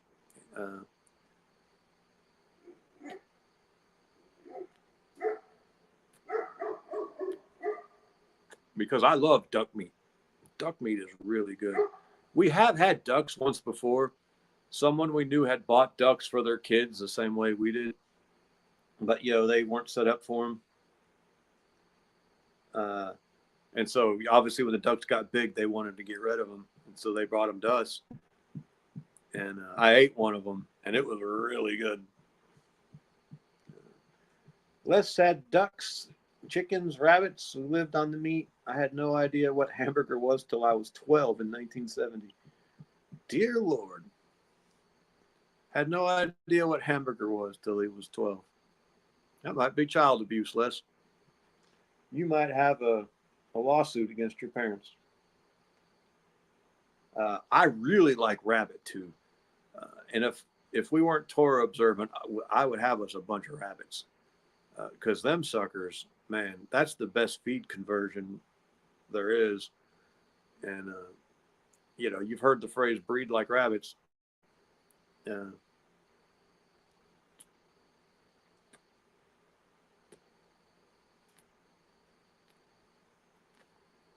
That is the animal I would want on my homestead. And some Torah people, like Pastor Fox, raises rabbits to feed his dogs. And I could see doing that. I don't know if it would be any cheaper than dog food right now, though. But obviously, if, you know, you never had access to dog food and you hadn't gotten the rabbits situated beforehand, you know, it would be a little hard to suddenly start raising rabbits to feed your dogs. And I've got these 3 giant Great Pyrenees. So feeding my dogs would become a priority. Oh yeah, and Sharon's rabbit pellets are the best fertilizer. They can go straight on the garden the way they are. You know, like chicken litter. You're not supposed to put it on the garden right away because it'll burn it up. It's too rich, and it actually uses nitrogen for a while. So you're supposed to let chicken litter. Same thing with most manure. Most manure needs to decompose for a bit before you put it on the garden. But rabbit manure can just go straight on the garden, right out of the rabbit.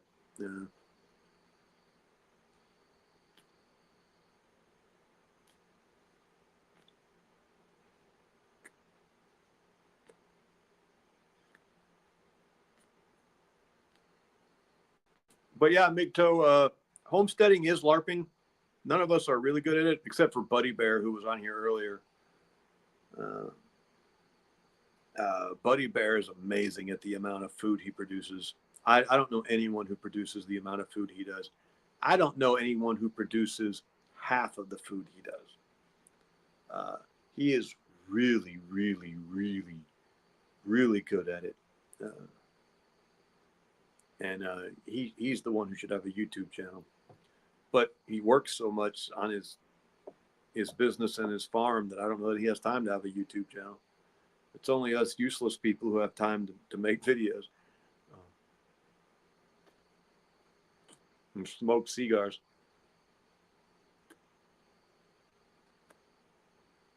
This is my second cigar today.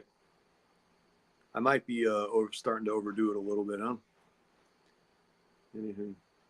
Does he permaculture? Sharon asks. So he does do a garden, Sharon.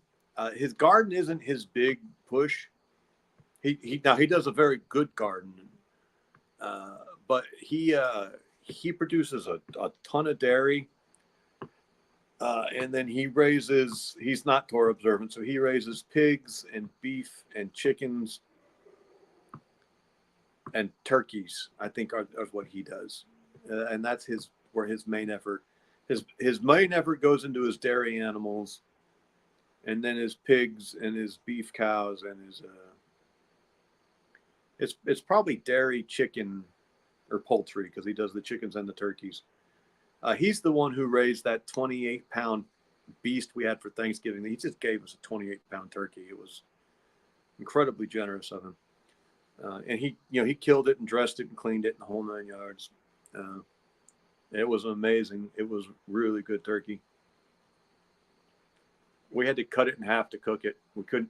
It's too big to cook the way it was. It wouldn't fit. Wouldn't have a pan big enough to put it in.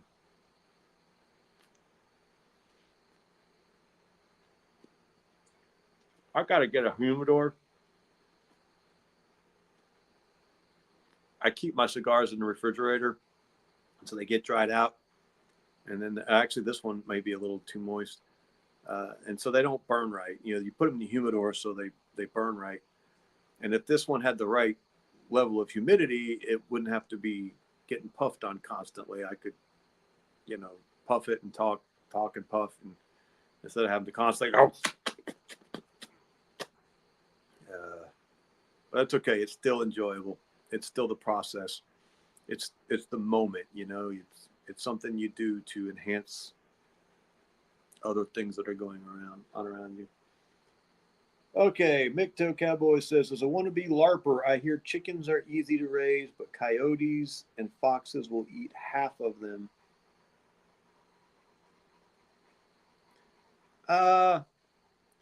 Yeah, McToe, half is, so it depends. When we first started doing chickens, we lost all of them every year. We lost hundreds of chickens to everything. Foxes, well, probably not foxes as much, but coyotes, neighborhood dogs, hawks, just everything. I don't know if you can hear that heavy panting coming from underneath the floorboards here, but eventually I got sick of it, and I got a Great Pyrenees, and I stopped losing chickens to coyotes and even hawks. Oh, possums and raccoons too. Terrible. Everything eats chicken. I think that's why everything tastes like chicken, because everything eats chicken.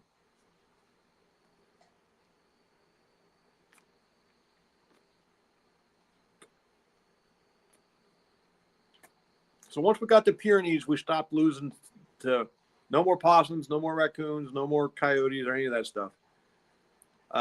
But the Pyrenees do let neighborhood dogs down here. So if we lose anything, it's from domesticated dogs. Yeah.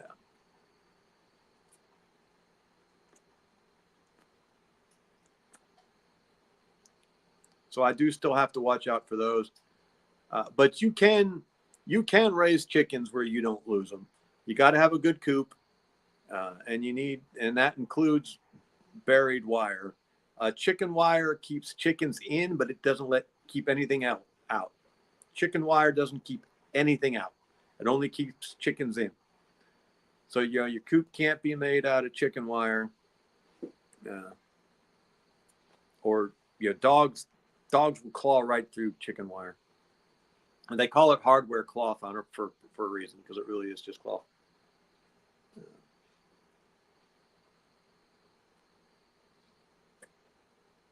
But if you have a good coop and you manage them correctly, you don't have to lose chickens. It's not a foregone conclusion.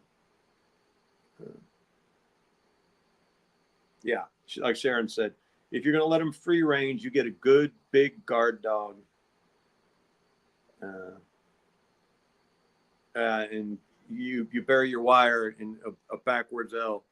So you dig a trench and you put the wire down into the trench, and then you bend it out, and then you fill it back in with dirt so they can't dig underneath it.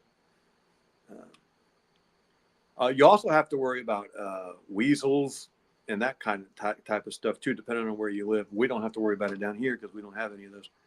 Skunks eat chickens. Everything eats chickens.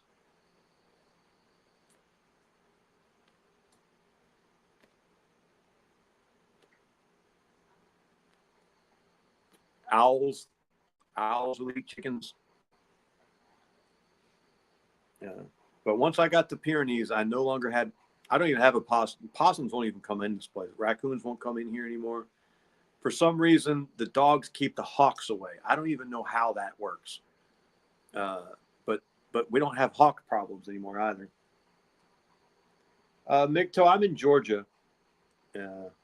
So I'm in extreme northeast Georgia. We're up in the very beginning of the Appalachian Mountains, kind of like right where the foothills turn into the mountains. That's pretty much right where we live. So we're kind of in a neat area. We have a lot of advantages of both, and really none of the disadvantages of either.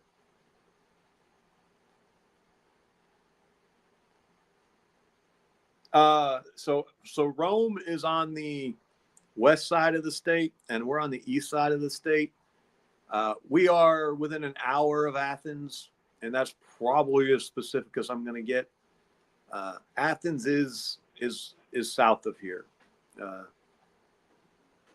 So if you looked at a map, look at Athens and go north about an hour, and you'd see about where we're at. It's a real nice area. Pretty country, which I like. A little slow. Some folks might even say backwards. Backwards is how you say backwards around here. It's backwards. They're a little backwards around here. It's all right. They know they're a little backwards. They just walk backwards, so they get the same place eventually. Just a little slower and facing the other direction. Place is growing though. It's starting to get a little built up. I don't know if I can stay on the East Coast for the rest of my life. My need for space might require that I go a little farther west at some point. The problem is we've got some pretty deep roots here now, and we got a lot of family in the area. Children were born here. Our grandchildren were born here. Our parents are here. Excuse me. So it would be really hard to pick up and go. Really hard.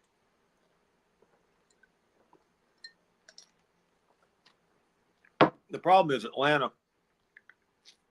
It's just like this greasy, oily octopus in the middle of the state with its tentacles going out in every direction. And it's wrecking the place. The whole state. It's getting wrecked by that stupid city down there. If any of us had a brain in our head, our entire political life would be centered around trying to keep Atlanta from getting more water, because it seems like that's the only thing that's going to limit the growth of the city, is that they just don't have enough water. They're always trying to steal more water from, not steal, buy. But because I don't want them to have it, I call it stealing. They're always trying to get more water all over the place for that stinking city. But anyhow, I'm never going to finish this cigar. It keeps going out on me.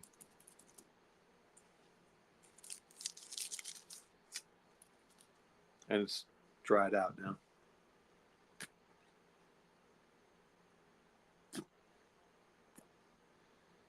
It seems to burn better blowing than sucking.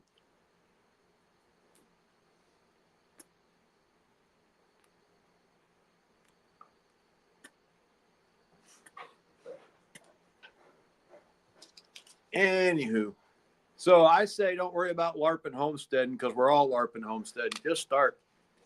Go buy some Home Depot buckets and put some tomatoes in them. And then I'm completely okay with you calling yourself a homesteader at that point.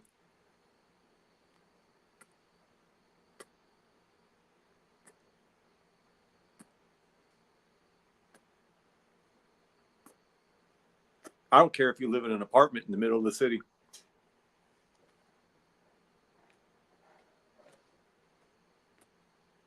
What's that big commercial road in Chicago where I can't remember what it's called now. Miracle Mile or something. I don't care if you live in the middle of that. Right there off of the waterfront. Put a few tomatoes in some Home Depot buckets, and as far as I'm concerned, you're a homesteader. If you raise any kind of food at all, anything, the loop. Thank you, Mark. The loop.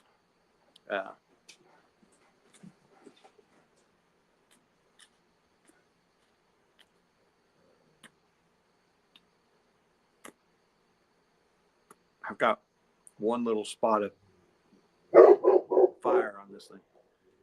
If you raise any kind of food at all, I don't care if you just raise stinking spices in a little window box. Not, is it spices? You know what I'm talking about. If you raise a little bit of mint and all that stuff, a little bit of herbs. If you have a little bit of herb garden in a window box, as far as I'm concerned, you're a homesteader, because nobody raises food anymore.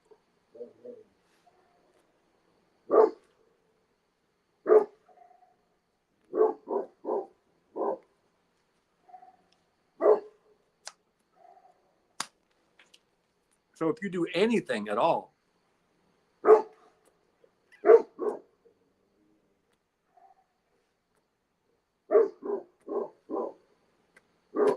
you're doing better than 99.9% of the country. I mean, there's farmers who don't raise their own food. Yeah, those damn dogs. Yeah, I got the 3 of them.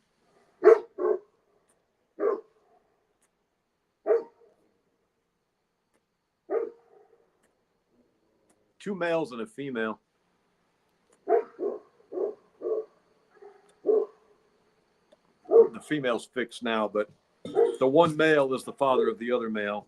We got the female. We let her have two litters, and we got her fixed because we wanted one male out of our male because he was getting older. The Magnificent Mile in Chicago. But they're really kind of fun.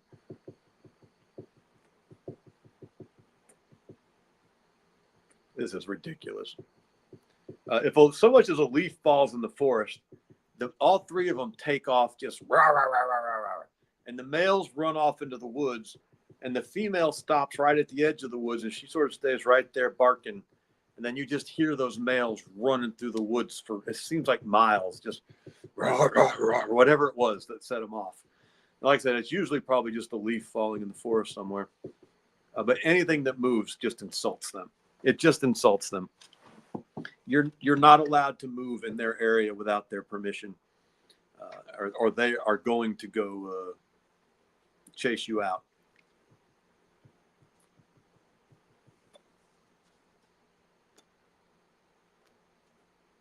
And my male has he has changed the genetic makeup of the dogs in this entire, probably for a 2-mile area in every direction. He's just he's a whore dog, and he loves the ladies. And you can just ride around here now and see all the big white shaggy dogs and go, oh yeah, he was there. Oh yeah, he was there. People start dumping puppies. All the puppies that they're dumping are Pyrenees puppies now.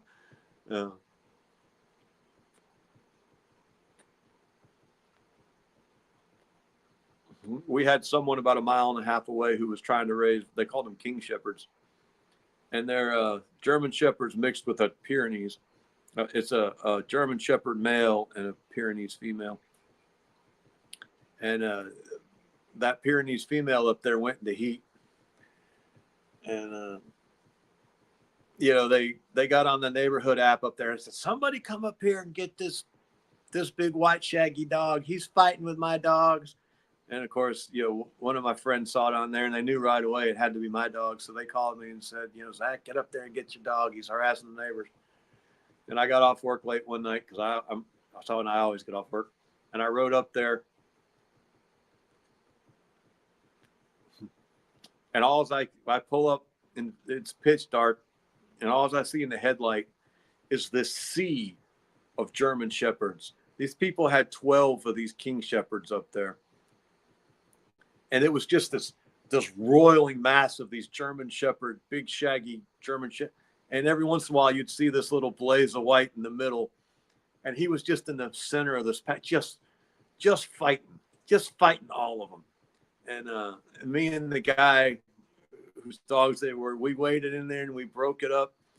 And there's my dog in the middle. He's just prancing. He's barking at everybody. And he's, yeah, you know how someone is, they've been in a fight and everyone's trying to hold them back. Like, let me go, let me go, let me go. And I finally wrestle him into the car. I have a little station wagon at the time. I threw him in the back of the station wagon. I slammed the door and I turned around and start apologizing. And that dog just collapses. He just falls down. And it's about 1.5 miles away. So I make peace with the neighbors and we talk for a minute. And I drive him back down to the house and he gets out of the van and he's just, and he stops. And he takes a deep, boom, gone like a shot, straight back. I mean, he just went right back. The dog, he just loves nothing better than, fighting and breeding. And he's not sure which one he likes best. But fortunately for him, they tend to go hand in hand. So he was in hog heaven. He just lived up there for 2 weeks. And he'll just disappear for a while. He'll be gone for a week and he'll say, well, someone's in heat somewhere. And he'll be back. One time he disappeared for about a month and I thought he was gone. And he showed back up after a month. Beautiful. I mean, his coat was gorgeous. He didn't have a tangle. He didn't have one spotch of red clay anywhere. He'd been groomed. He was beautiful. He was white. He was fluffy. He looked like a little, like, snowball cloud or something. He was gorgeous. And he was, someone had decided he was a stray. And so they'd taken him in and they'd kept him penned up and they'd cleaned him all up and he hated it. The first chance he could, he got loose. And no suits for puppy support. Not yet. And as soon as he could, he got loose and he got back down here to hillbilly heaven. And I finally figured out who had him. It was a neighbor. He won't go back near the place for nothing. Those people treated him like a king and he just hated it. Actually, they treated him like a baby. I mean, he loves the rough and tumble life and being outside and, barking at things in the woods. And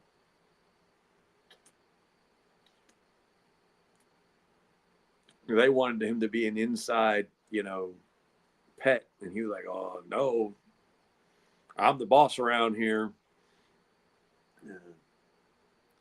So he came back after a month. And as soon as I saw him, I was like, oh, yeah, someone thought they'd got themselves a high dollar purebred Pyrenees, because he's not high dollar, but he is purebred.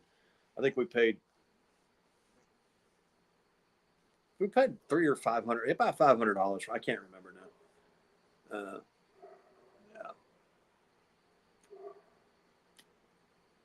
And he's a beautiful dog. Y'all catch glimpses of him sometimes in the videos. He had a cameo in this week's video. He kind of came in and stuck his head in. Actually, I think he stuck his butt in the frame.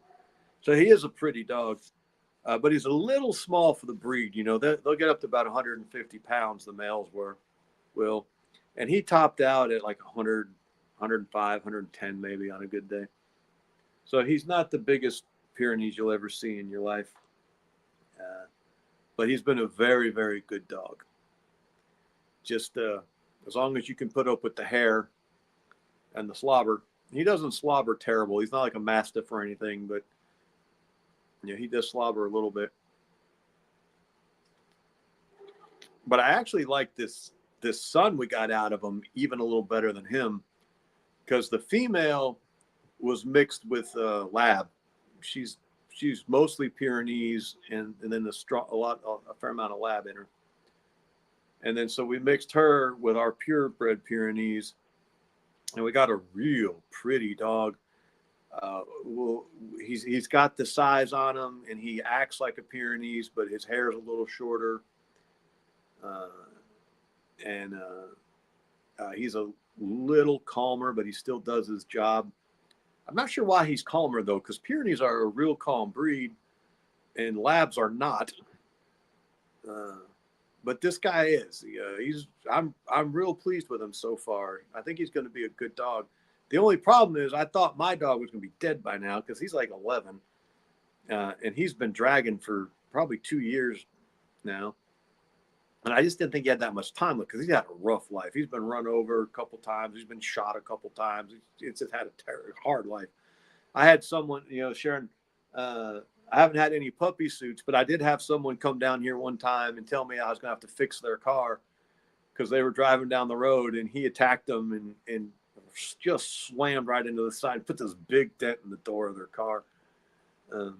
I didn't fix it. I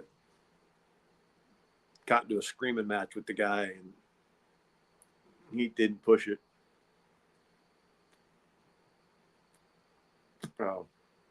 So he's just an asshole, but he's a lot of fun and he's a good dog. It used to be, when we homeschooled the younger kids, but my stepdaughters go to public school, and there used to be more neighborhood dogs around here, and my dog would follow the girls up to the school bus stop in the mornings, and he was just his favorite part of the day because he'd go up to the top of the road with them. We live about a quarter mile down a dirt road, and the girls would have to walk up to catch the bus at the top of the road.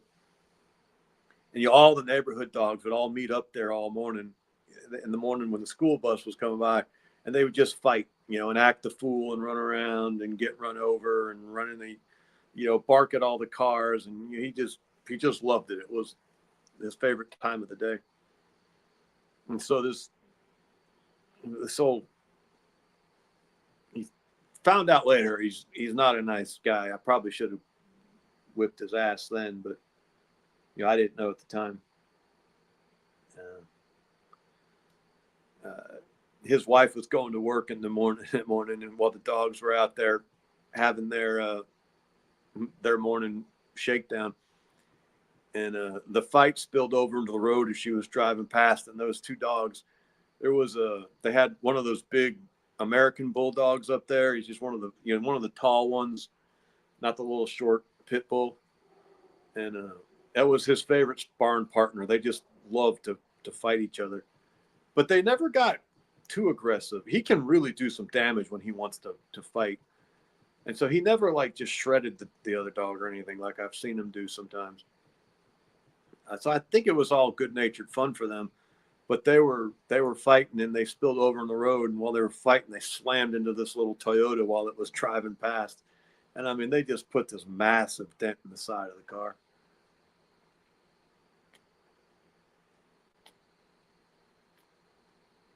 But it happened while one of the kids was sick.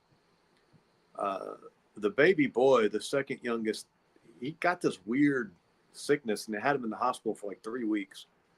We never got a good explanation for what it was. But it's while that was all going on, and this old boy called me up.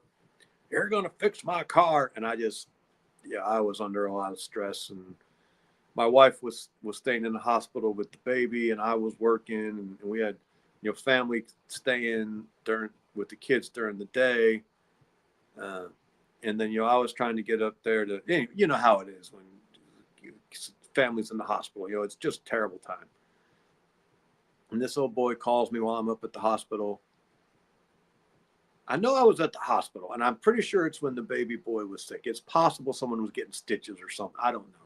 Whatever it was, he caught me while I was in the hospital with a kid, and it was just bad timing. So I lit into him and, called him everything but a child of God and threatened to do terrible things to him. And he hung up, and I stopped and thought about it. I was like, you can't be talking to your neighbors like that. So I bought a 6-pack and rode up there and sat down and talked to him for a while, and he let it go, and we were fine after that. But then turns out later he's a terrible person. I never talked to him again after that, but once or twice. .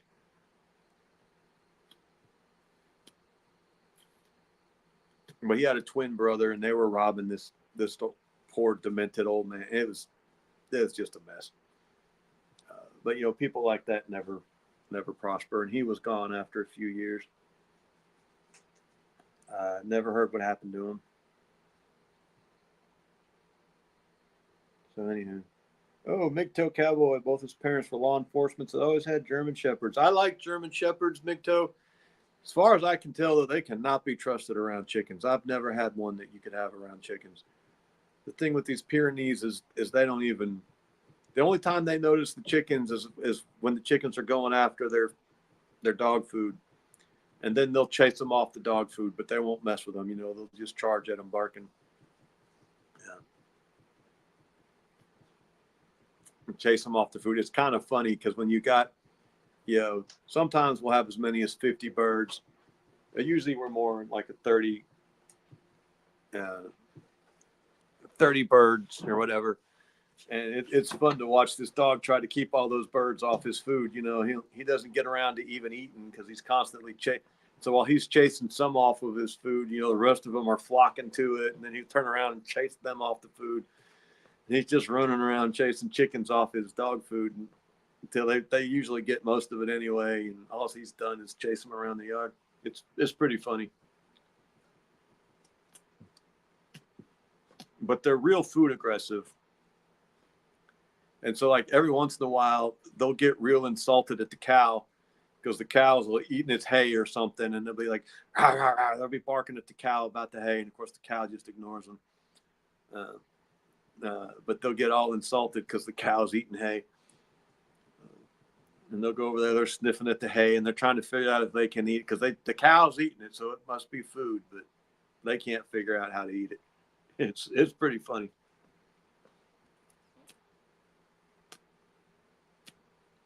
But they're good dogs. See, I'm 48 now. They live about 10 to 12 years. Although this guy's 12 now. So I figured his son we just got is about 2. So he'll last about another 10 years. I'll be 58. I think I'll do the same thing. When that guy starts getting a little older, I'll get another female and we'll have one more generation. That'll get me to 68. And I figure by 68, I probably don't want these big old 100+ pound dogs anymore. So maybe I'll get me one of those little frou-frou dogs at that point. Something a little more appropriate to my age. Yeah. Where was it? Of course, who knows? Maybe I'll turn 68 and I'll still be like, no, give me the big. The problem, though, is if it's 68, I get another one and he lasts 12 years and suddenly now I'm 80 and I've got a 100+ pound dog that, because here's the thing with the Pyrenees, you got to whip their ass at least once or they're just miserable. If you don't get into a fist fight with those dogs at least once when they're young, they're good for nothing. And so I don't know if at 68, 80, I'm going to be up for getting into a fist fight with a 100-pound polar bear. We'll have to see when the time comes. Maybe I can get one of these boys to fight him for me. But anywho. All right, I think we're finally getting this thing down to, I finally got it burning right. Maybe I just never had a good burn on it. I don't know where it was. It was fighting me the whole way. I get these blocks 20 for $40, so it's $2 a cigar. And I'll put them in the refrigerator. And usually I'll smoke 1 or 2 a week, usually about 1 a week. But I've kind of been accelerating here lately. And I've kind of been having 2 a week on the weekends. I'll have one Friday night usually. And then I'll have one. I like to have one when I do these live streams if I can do them outside. Obviously, I don't smoke in the house.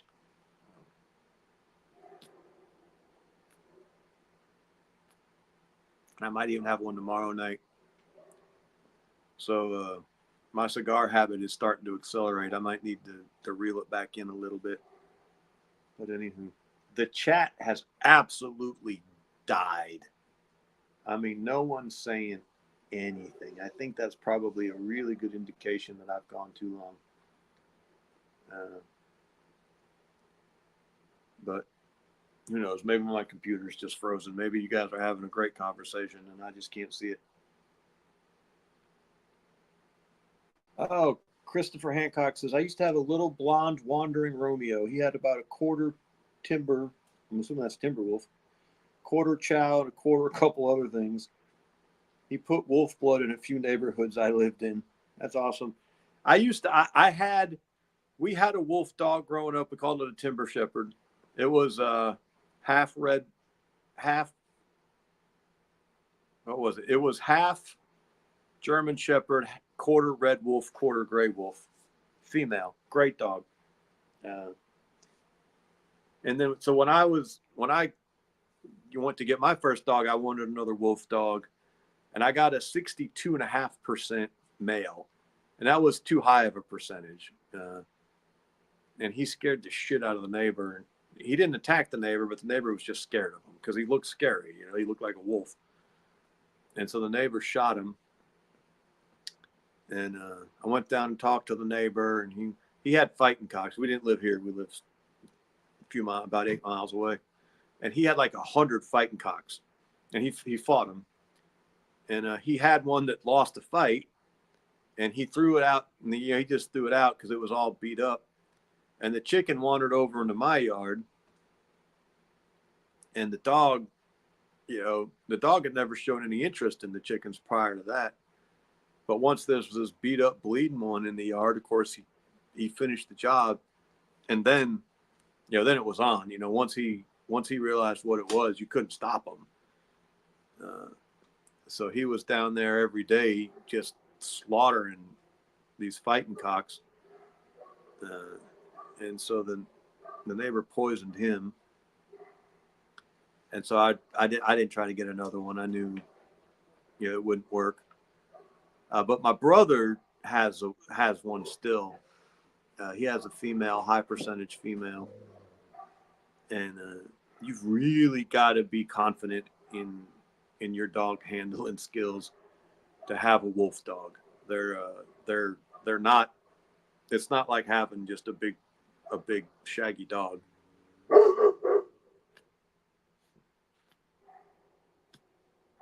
They're very high energy, and it is imperative that you establish dominance. If you don't establish dominance with a wolf dog, then your life is going to be miserable.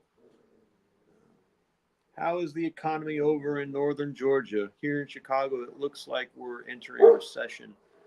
The thing with this whole area, the Southeast in general, not just Northeast Georgia, is that everyone is leaving, the Northeast, everyone's leaving California. We've been seeing a lot of people come down out of the Midwest. We've just got people moving in like crazy. And so our economy is going great guns. Our real estate is through the roof. The job market has just now started to slow down a little bit.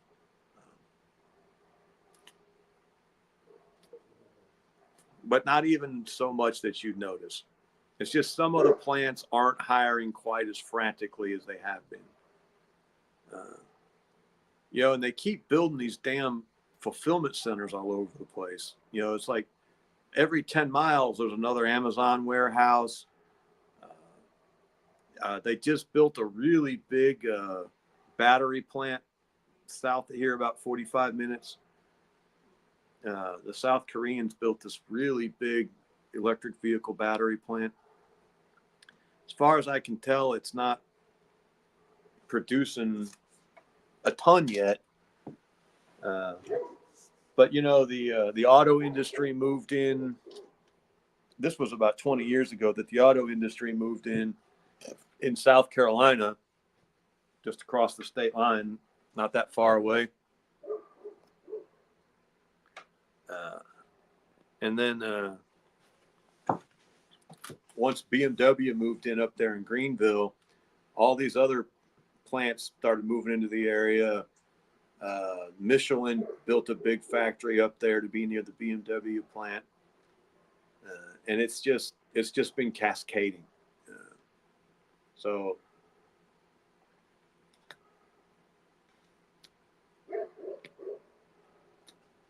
Kubota built a factory about 45 minutes south of here. So, like I said, there's our economy is just doing really, really well, really well, too well. Because, like I said, there's so much. Because I'm getting older now, so when you're a grandfather, suddenly you don't want to see growth anymore. You don't want anything to change. You want everything to stay the way it's always been, or at least the way it's always been for your whole life, right? So now I've turned into that curmudgeon. Get off my lawn! All you people go back north. You don't, of course, my family moved south, when I was 5. So I'm a hypocrite. I want everyone to go away now that I'm here. Pull up the ladder. Okay, Christopher Hancock said, I also had a high mid-content female gray mix. The big old girl slept in my bed. She was child safe, but she would take no shit. Total escape. Yeah, total escape. Very loyal. Very, very loyal. But mind to their own. They're going to do what they want to do. Now all of mine would come when they were called. And I don't require a dog to be like, a performance artist. If they go outside when I say go outside, if they come when I call them, if they stop when I yell at them, that's all I expect a dog to do. And so they would do those things. But you just had to, like the Pyrenees, you just had to have a fist fight with them at one point you just had to get down on the ground and roll around with them until they stopped,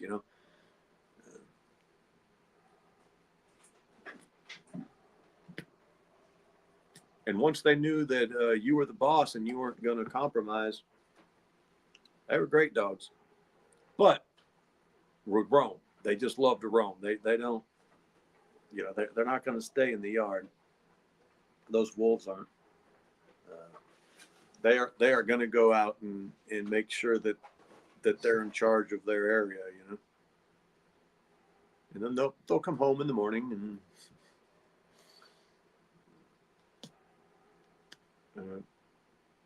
A vehicle has crashed into the White House security barricade. Wonder what that's going to be. Hopefully it's not one of ours. That's not usually how our people roll, though. Usually that's one of them outsiders. When they're running cars into barricades, they're usually not from around here. Possibly because they just don't understand how barricades work.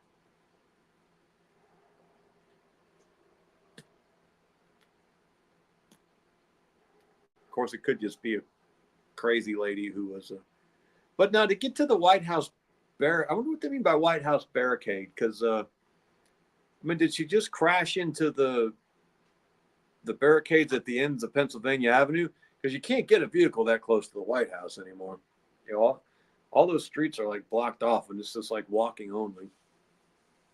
So I wonder what they mean when they crashed a car into the barricade. It could mean anything.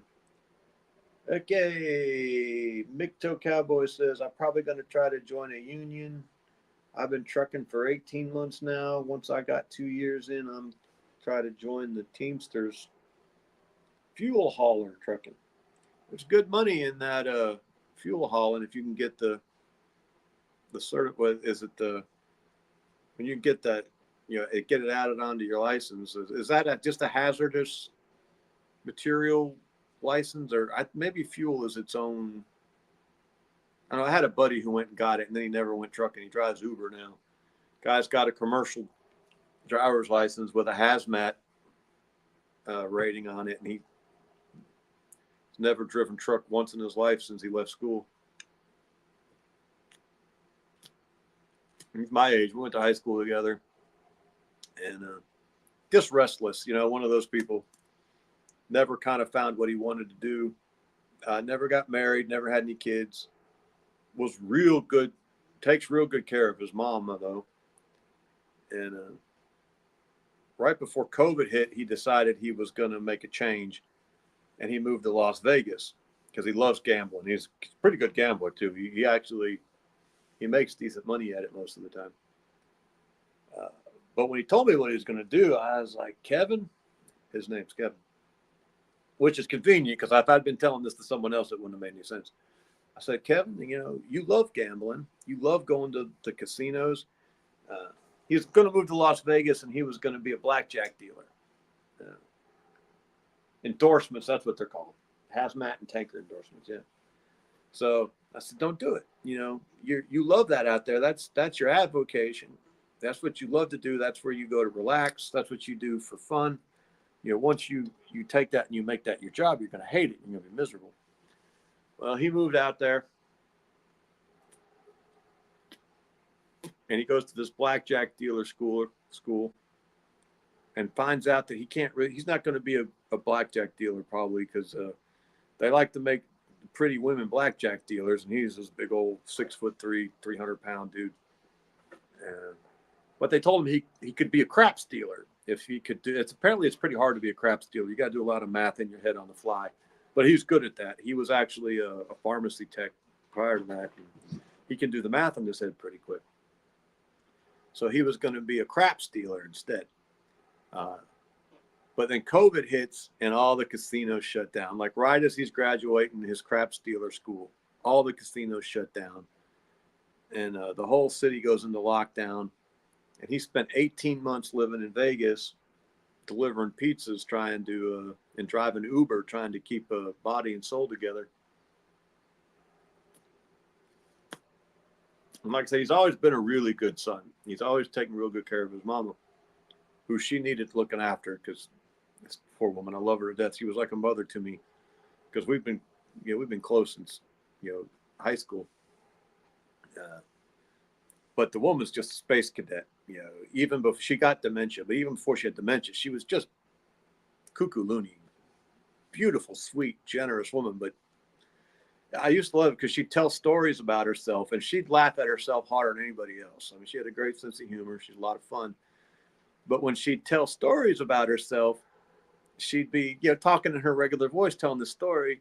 And then it would come time for her to tell a part of the story where she said something to somebody. And when she went to tell you what she'd say, she'd start talking in this real high pitched voice. And she'd be like, her name was Lydia. And she'd be like, and I said to myself, I said, Lydia, you shouldn't be doing it. I'm like, Lydia, it's you talking. You can talk in your normal voice. You don't have to do that. You don't have to do the high pitched voice. That's what I would do if I was saying what you said. And she said, oh yeah, you're right. She just, one of those beautiful sort of spacey ladies. But then she got dementia real bad and started having seizures. And he moved her out with him because she had to have care.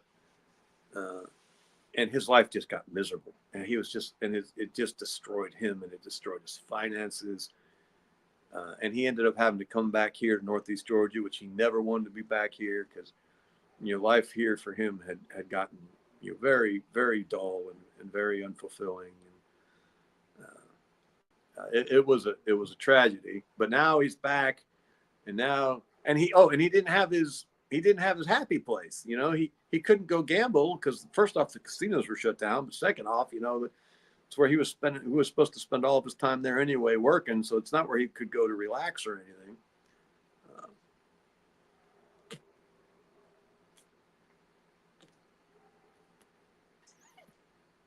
So he moved back to Northeast Georgia, and now he goes up to the Indian casino up in Cherokee. And every once in a while, he'll go out to Biloxi, and every once in a long while, he'll fly back out to Vegas and have a weekend. And now his life is much more pleasant. I'm not sure what the moral of that story is, but I'm sure there's a moral in there somewhere. Another moral of his story is the year he came back, he had a great year gambling. Now he always does okay, but this year he did really, really, really, really well. I mean, really well. But his luck turned on him there right at the end of the year, and he ended up breaking even for the year. So I shouldn't say he did really well that year. He did really well for 11 months. And then that last month, man, it just fell apart on him, and he lost all back down to zero, which never happens to him. He almost always comes out ahead, but that year he ended up kind of like breaking even. The problem is all of those winnings he had counted as income for tax purposes, and none of the losses did.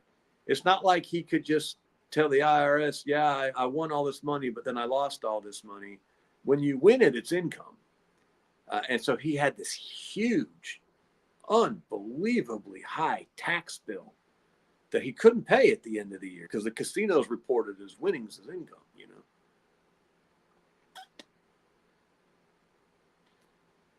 And it took him 2 or 3 years to dig his way out of that. But now he's got all that paid off, and you know, now he's back. He always comes up. He has these betting systems that he's always tweaking, and he'll have a betting system that works. He loves blackjack. That's what he plays, is blackjack. And he'll have a betting system that he'll tweak. It'll work for him for a year or two, and then it'll stop working, and so he'll tweak it. And right now he's got a system that he's just convinced he's figured out the way to beat the house, and it's worked for him for about a year and a half. It's not huge, you know. He's not going in there and making, you know, $100,000 a month or anything doing it, but he makes substantial, significant, consistent money, you know, week in, week out. So good on him. I could never do it.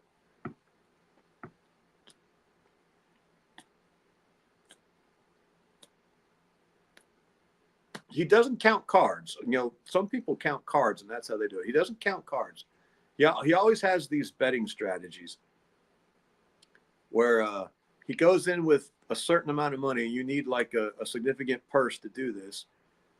And he just keeps like upping his bet every time. And, you know, eventually he'll win, and he knows how many times he can lose before he has to win to recoup his losses up to that point. And he just always consistently stays a little bit ahead. So it works until it doesn't work. And then it'll quit working, and he'll have to go back home, and you know, he'll sit down with a deck of cards for however long it takes for him to, and he'll just keep running blackjack hands, trying to figure out a new system that's gonna. He always gets it done. He always comes up with a new system.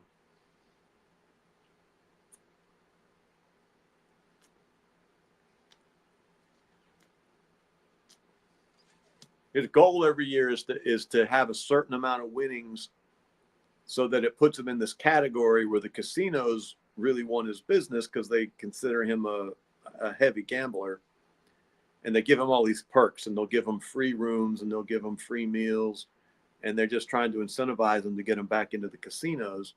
And then he's super, super disciplined about it, and that's part of that's probably the thing that works for him, is he's just super disciplined about how he gambles.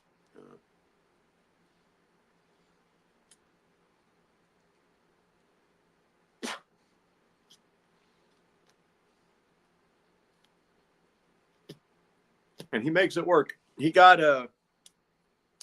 he's usually gets free tickets and free stays at hotels every year.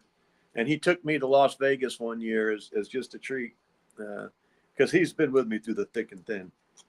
Kevin is not a fair weather friend. If things are going well for you, Kevin is not interested in you. Like, he'll pick up the phone, he'll talk to you, he'll meet me for lunch or dinner or whatever. You know, he's a good friend. But don't call him when things are good.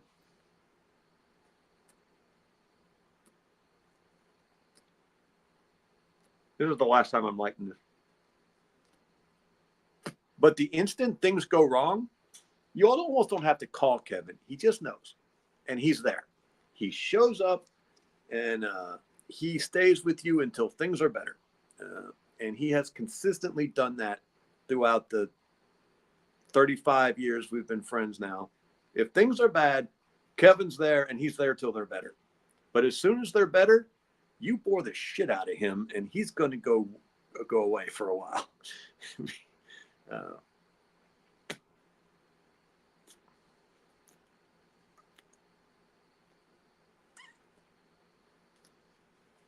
He'll be back when things are bad. And he never asks anything in return. He never needs help. He never comes to you when he's in trouble. All that time when he was having those tax problems, he never let me know. He never knew that he was in trouble or he needed help. He just handled it. But if I have a problem, I know I can call. I'll call him. I'll say, Kevin, I need a rescue. And he's just like, okay, I'm on my way. Where are you at? And I've called him in the middle of the night. I've called him early in the morning. There's times when he knew I had problems that I hadn't told him about, and he called me and said he was on the way.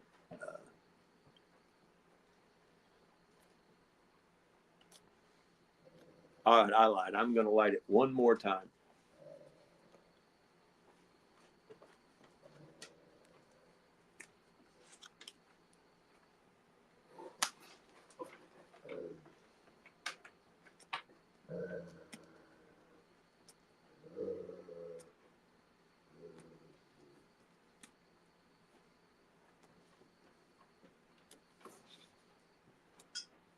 Now, Sharon says, Sharon's mom gambled and did well. When she passed, I found money stashed everywhere.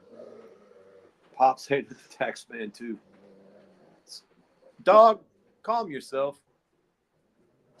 Those two males, the father, son, they're just fighting. The son is, they're both the same size now, and both of them want to be in charge. And the young one should be in charge, but the old one just can't let go.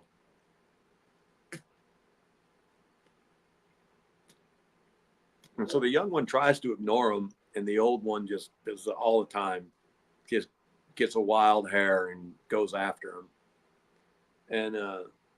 And the young one will kick his ass, but that old guy just won't stop. He just keeps going after it, and they have this weird way they fight, where they go after the ears because they're so hairy. They can't bite each other because they just have too much hair. But they get hold of the ear and then they whip their head around and just shred each other's ears. And the old guy can't. I don't know what it is, but he can't not let the young one get his ear anymore. And once they get the ear, it's over. And so he'll just shred his ear, just like, oh, it's horrid. And he's so hairy, he'll bleed so much from the shredded ear. And then he'll start stinking, the blood will start stinking. You can't be around him for weeks at a time until all the blood in his hair finally decomposes or whatever. So it's really, really, really irritating at the moment, but you can't stop him.